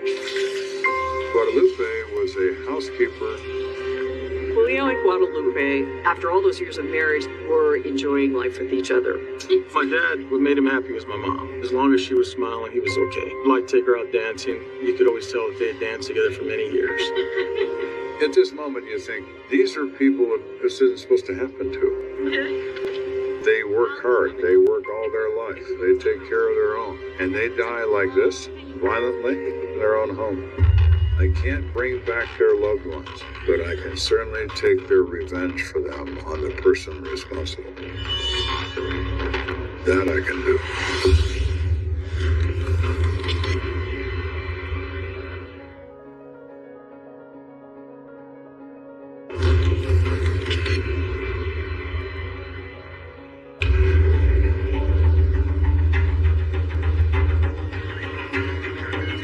So at this point in this investigation, we have a couple in their middle 50s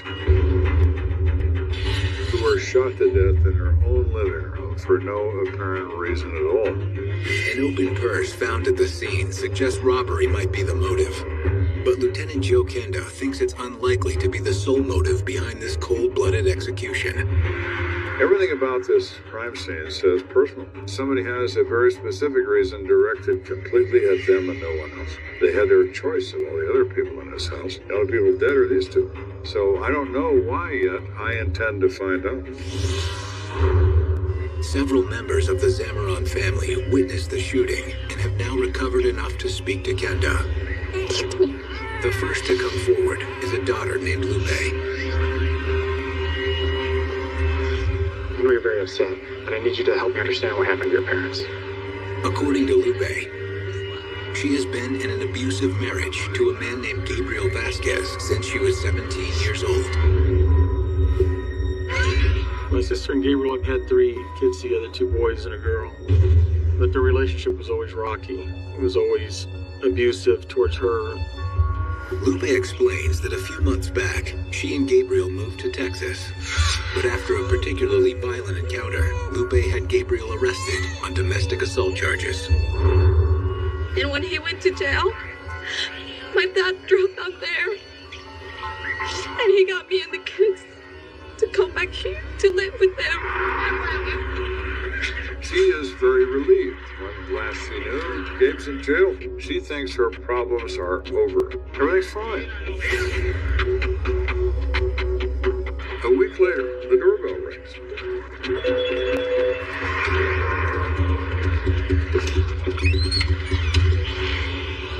And there he stands. Her heart drops through the floor. What do you want? Con tu permiso, Don Julio. Came to say I'm sorry. He was respectful. He was pleasant. He wanted to see his children and his wife. I know what I did was wrong, but I've changed. It will never happen again, I swear. I promise. Please, por favor, come home with me. We're staying here with my family. Me and the children.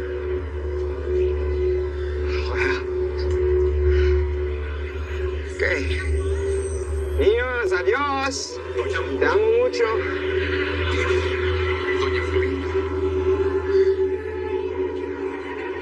Que te vaya bien.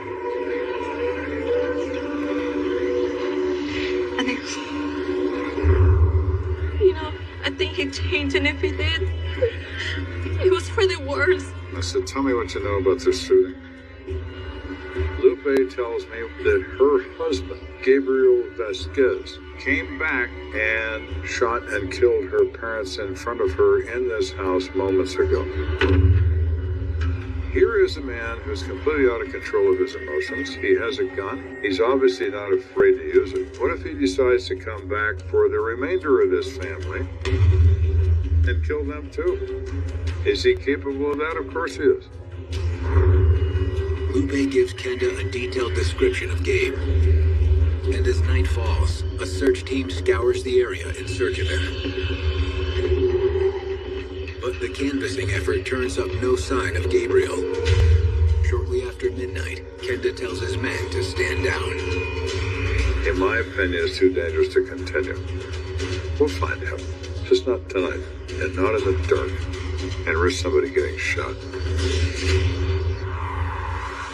The following morning, Kenda puts word out to the press that an armed killer is on the loose. That decision quickly pays dividends. This is Kenda. Okay. Dispatch tells Kenda that an anonymous caller has reported that Gabriel Vasquez was seen with a man named Slim just prior to the shooting. And he gives us an address on Mallard Drive. I'd appreciate the help. Thank you. Thank you, Mr. Anonymous. We'll take it. 20 minutes later, Kenda arrives at the Mallard Drive address provided by the anonymous tipster. Can I help you? Are you Slim? Yeah. When's the last time you saw Gabriel Vasquez? Slim saw him yesterday afternoon, just before the murder. Came by, we had a few drinks, played some cards. You going down, buddy? You talk too much, man. Man, play the cards, man. Let's go. You taking so long. Come on. You keep rushing, I'm gonna take you out. Like I'm gonna take them out. Whatever, Vato. Who you gonna take out, man? You know, play the cards. My wife's parents. Slim says he's kind of half listening to this. They're playing cards. Finally, Gabe says to Slim, "You messed them up." Slim kind of ignores that too until Gabe produces a handgun out of his pocket. Messed them up real bad. It's a .357 Magnum. And when he sees the gun, Slim's attitude changes. What you gonna do with that? Man, put it away. Gabe picks up Slim's bottle of vodka, takes a couple of hits. Put it away so we can play this game, man. Puts the gun in his pocket. Hey, man, where you going, man? Let's play the cards. And walks out the door. Have you seen or heard from him since then? No. Slim informs Kenda that Gabe has been staying at the Red Cross shelter downtown. So we go to the Red Cross shelter, we show his picture. You know? Oh yeah, we know. Yeah, Gabe the laborer. That's what they know him as. You seen him lately? No, I haven't, but one of the residents said he saw him earlier down by the train yard. Any idea why he was there? I believe he said he was going to hop a train to Mexico. Really? Yeah. That changes things. Thank you.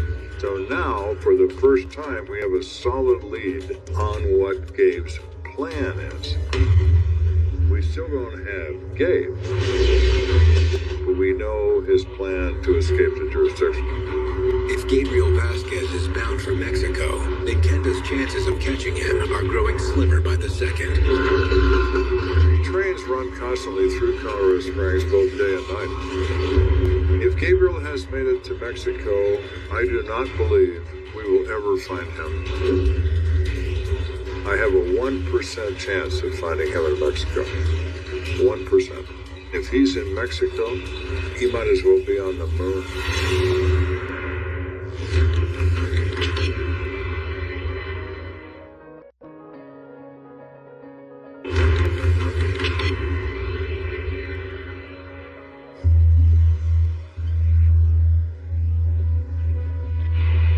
We're investigating the death of two people who you would not think would ever fall victim to such a crime.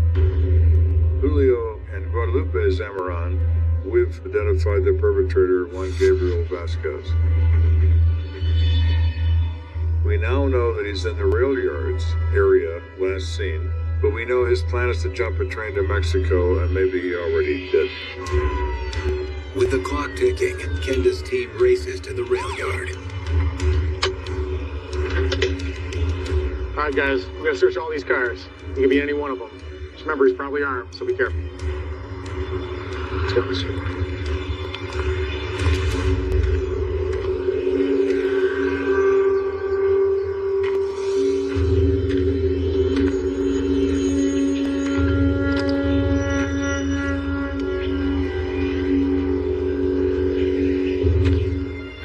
as time wears on, we're not finding anything. We're not finding anybody. I'm feeling pretty miserable. I'm thinking that Gabe is gone, man. He's in the wind, and I hear two officers' voices. You run to the blanket. Come out. Come out now. Okay. Okay. Oh, music to my ears. And I run in that direction. And they have him. Don't shoot me your hand. Don't shoot.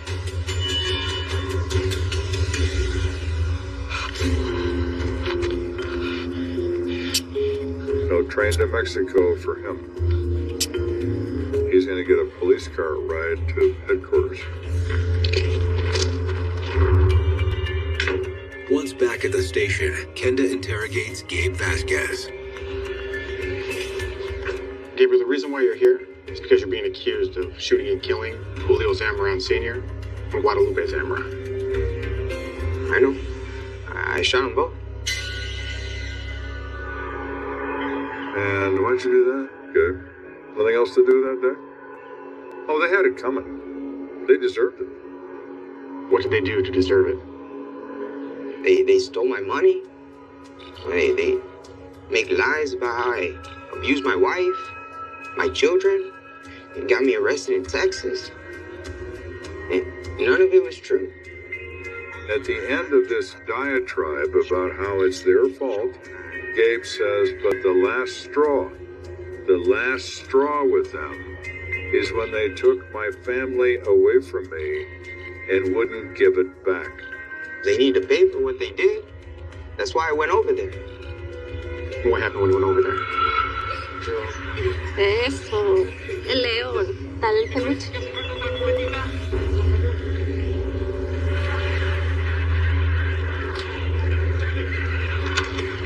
Hola, Lupe. Hello? Hola, what are you doing here? I came to see the kids. You can't see the kids. Why not?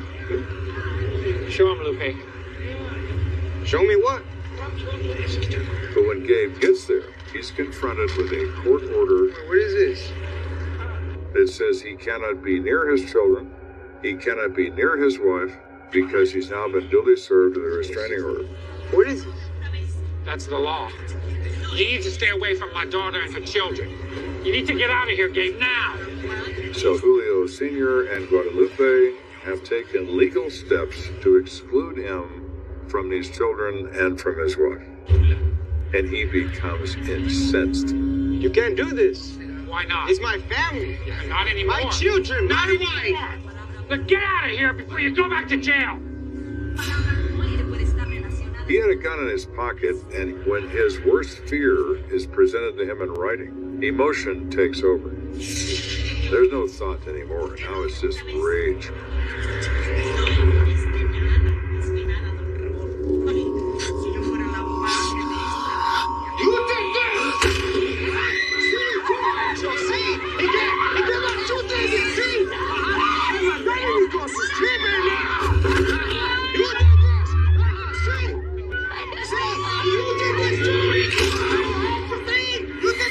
He pulls the trigger again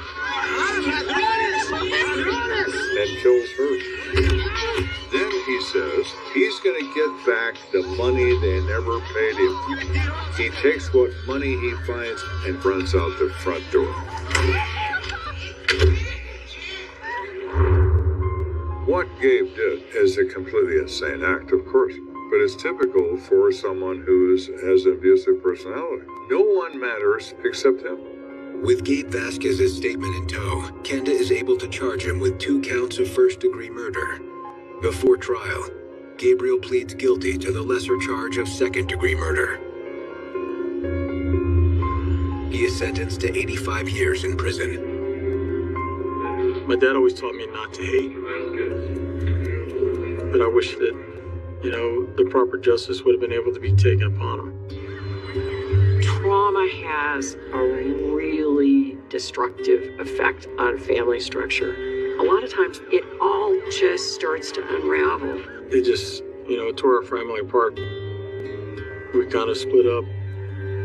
That center focus was gone. Julio Sr. and Guadalupe worked hard all their lives. They took care of their own. What happens? They pay for it with their lives.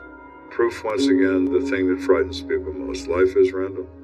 You never know where the problem is going to come from. But come it does.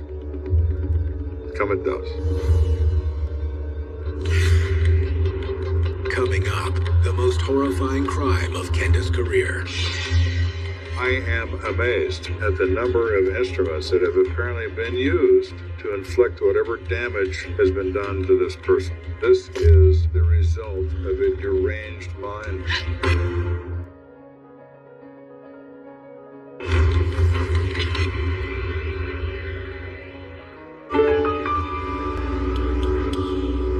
It's a cloudy Sunday morning in Colorado Springs, and Lieutenant Joe Kenda is looking forward to a rare day off with his family.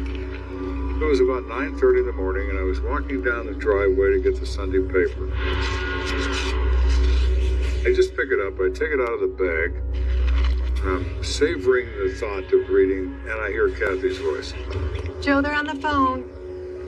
I always know who they are. And I'm thinking maybe I could read this paper on Wednesday, because I don't think I'm going to read it today. This is Kenda. Dispatch informs Kenda that a 911 call came in reporting a murder. When police responded, they found a mutilated body. Mutilated? Oh, swell. Okay, well, we're going to come over and look at that. Within the hour, Kenda is on the scene. When I pulled up to that apartment building, I noticed one officer is leaning on the railing outside the entrance of the building. And he looks like he's either been sick or he's about to get sick. You all right? I don't know. Apparently this may be beyond the pale of mutilation. These are experienced policemen, and they are upset by what they have seen. So I know whatever this is, it's going to be unpleasant. Where's the body? It's in the bedroom. Kenda braces himself and makes his way inside. I see a blood-soaked white sheet covering up human remains. There is an enormous amount of blood around the body that's under this sheet. Did we put the sheet there? No, sir, it was already there. We pulled it back, checked for vitals, we put it back in place. It's that bad? Worst I've ever seen, sir. My first thought was maybe I don't want to look under this sheet, but that option is not available to me. Before Kenda pulls back the sheet, he surveys the area surrounding the victim. I am amazed at the number of instruments that I find around this body that have apparently been used to inflict whatever damage has been done to this person. There are knives, a potato peeler, scissors, a screwdriver, and a table leg that had been torn off of a kitchen table. As CSIs document the scene, Kenda searches the rest of the apartment. In the bathroom, the toilet is backed up. The water is crimson with blood. We need to get a plumber here to see what's in there. Someone's on the way, Lieutenant. Something has been put in this toilet. We don't know what. So I return back out to the bedroom. All right, let's see what we got going on under there.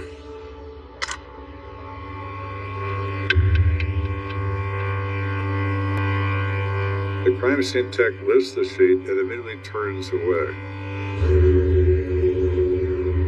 My God.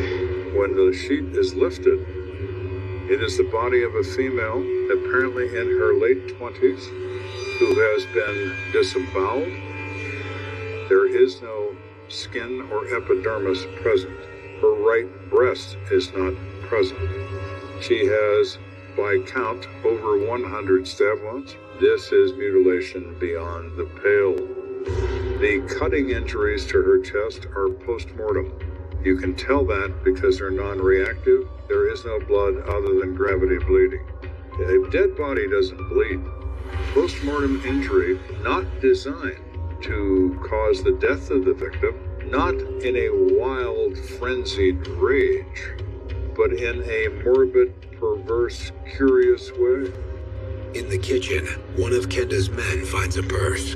Found her ID, Lieutenant. Herta Caraway. Her name is Herta Caraway. Her date of birth indicates that she is presently 29 years of age. It shows the address as being the address we're standing in. So, in my mind, we have made identification of this person. Lieutenant, plumber check. All right then.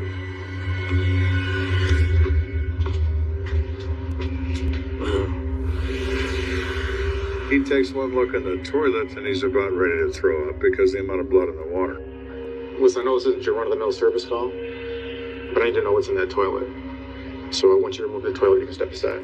You don't have to stay for the discovery.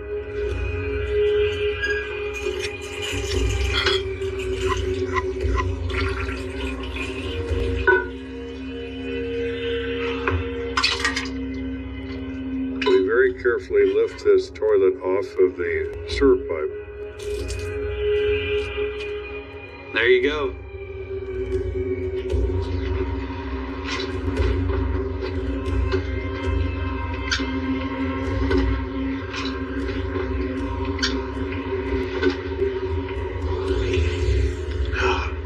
Jesus. We find the victim's right breast in the drainage area of the toilet. This is obviously done by someone who is deeply sick. This is not something I've ever seen.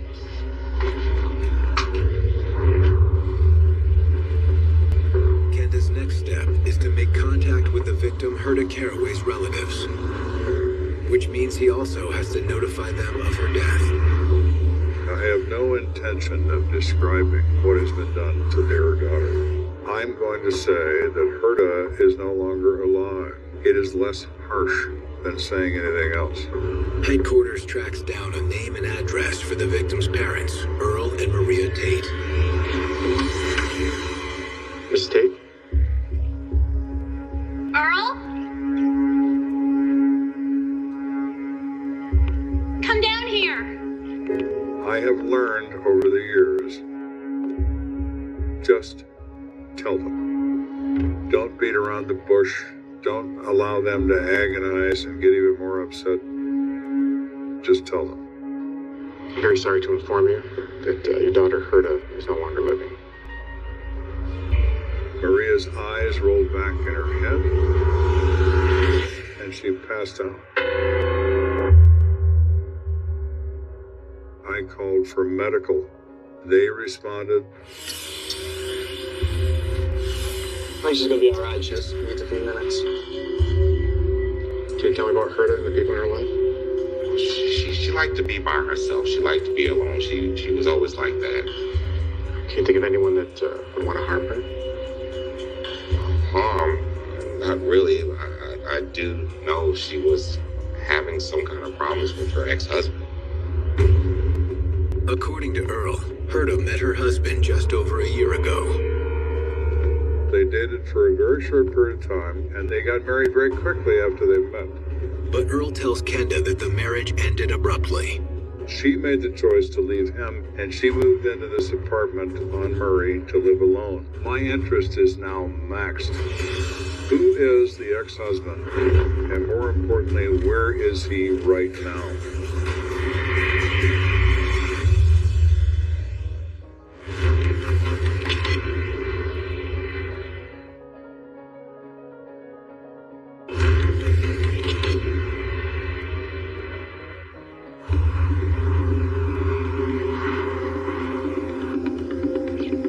I'm investigating the death of 29-year-old Herta Caraway, who has been brutally murdered, and then post-mortem mutilation took place. An absolutely awful crime. I've learned from her father that she left her husband because of problems. What kind of problems are we having with this guy? Can you tell me what his name is? His name is Peter Caraway. He had mental problems. It caused her to leave him.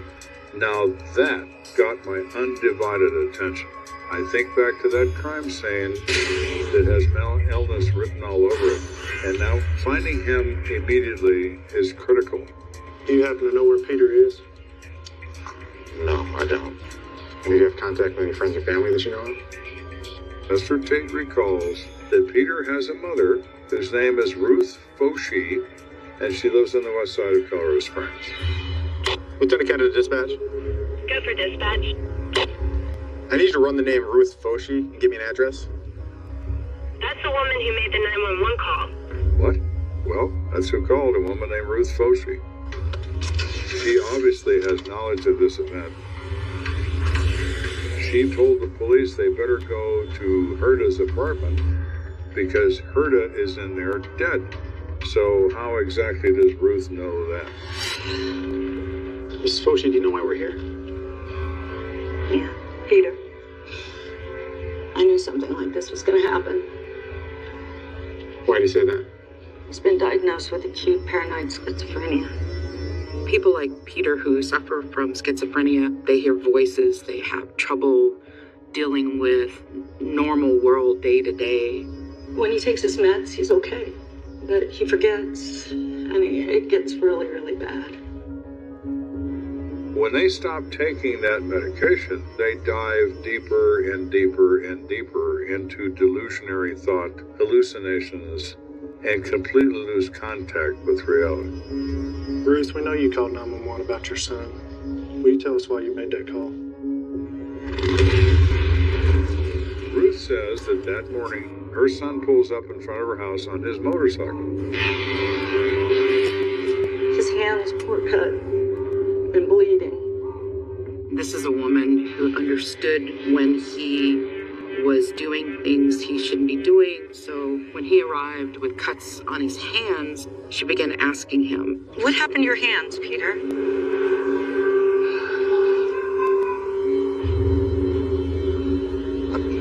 I cut it on the bike. I didn't believe him. I know him well enough. I knew he was lying. Peter. What have you done? Peter, look at me. She keeps pressing the point. He finally looked at his mother, looked her right in the eye. Herta. I had to kill her. Oh my God, no. Peter, no. I had to do it, Mom. No. I'm sorry. No. Oh. She stands there in shock and watches Peter drive away on his motorcycle. You know where Peter is right now?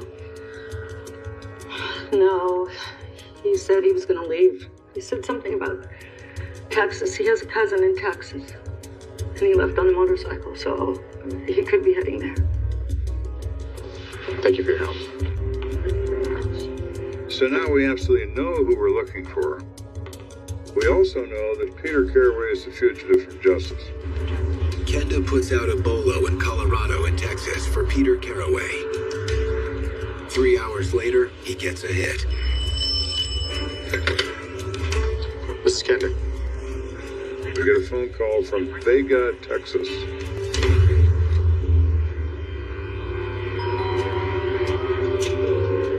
And they explain that this individual goes to a convenience store on a motorcycle.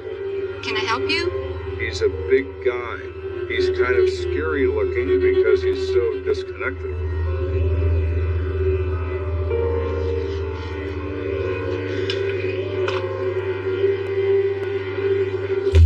Gas. Thank you. Peter goes back out, puts $1 worth of gas in the pipe. Comes back in, gives her another $1. Gas. She's had enough of him. She calls the police. And they go over and see who this cat is. And who they find is one each Peter Caraway. He looked like to be about 7 foot tall, but turned out he's only 6'5", but he just really looked like he's fighting mad. So I said, do you have any identification? Yes. Where? in my shirt pocket. So I said, with 2 fingers, very slowly, pull your ID out. And if you pull out anything different than that, I'm going to kill you right where you stand.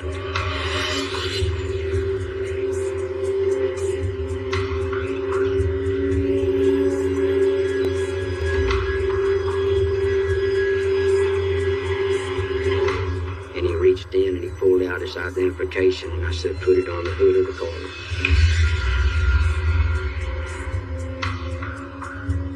The officers run Peter's identification. Wanted out of Colorado for murder. Place your hands behind your head and interlock your fingers. Won't pat you down for weapons. And it's over. They have Caraway by the throat. Kenda sends 2 detectives down to Texas to bring Peter back to Colorado Springs. We now have Peter Caraway in our hands, as crazy as he is, and he is as crazy as a bedbug. There's no question about that.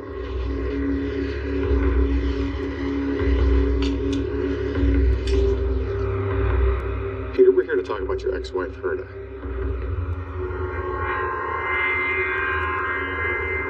Oh, yeah. Herda. What do you remember about Herda? Well,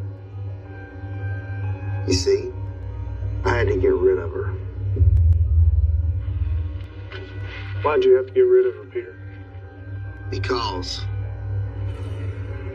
she was trying to kill me with kindness. Excuse me? Well, you know, she was being too nice to me. That was scary to me.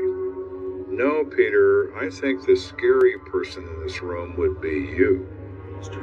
Unable to elicit a coherent statement from Peter, Kenda can only surmise what happened when Peter showed up at Herda's apartment the night he killed her. Is he off his medication? Did he have another delusion? Did he suffer another hallucination? Who knows? Something brings him there.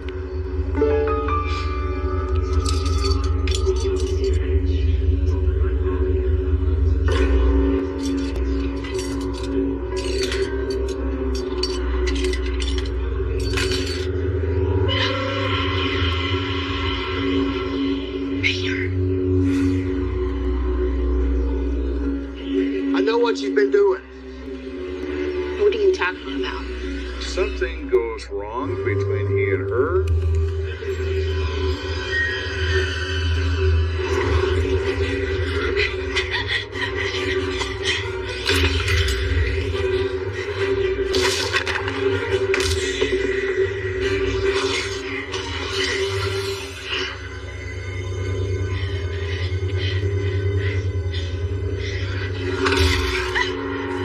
Kenda believes that after cornering Herda in the bedroom, Peter bludgeoned her with a table leg.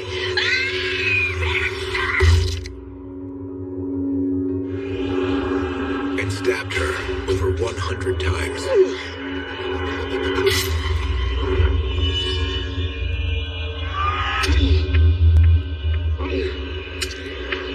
Once she's dead, then we have this macabre curiosity effect of him trying to decide what makes her to work. And then maybe he decides if he cuts her up in small enough pieces, he can flush her down the toilet. Who knows what he's thinking? Why'd you kill her, Peter? I just told you. She's trying to kill me with kindness. Amid his otherwise baffling replies, Peter Caraway does make one lucid point that seals his fate. Please, I'm begging you. Don't tell my mother. He was very concerned that his mother would be distressed if she found out what he'd done. At trial, Peter Caraway pleads guilty to 1 count of second-degree murder and a crime of violence. The obvious question is, why couldn't he plead insanity? is because in Colorado, the insanity defense is very simple. Do you know the difference between right and wrong? That's the only test. In the court's eyes, at the time of the murder, Peter knew what he was doing was wrong. He doesn't want his mother to know what he did. He flees the jurisdiction. All sorts of things say that he knew what he did was wrong. Insanity would have never worked for him. Never worked. Not in Colorado. It will in some states, but not this one. The judge sentences Peter Caraway to 48 years in the Colorado State Penitentiary. I personally believe that humans are innately violent. It's something in our nature that's been true for 1 million years.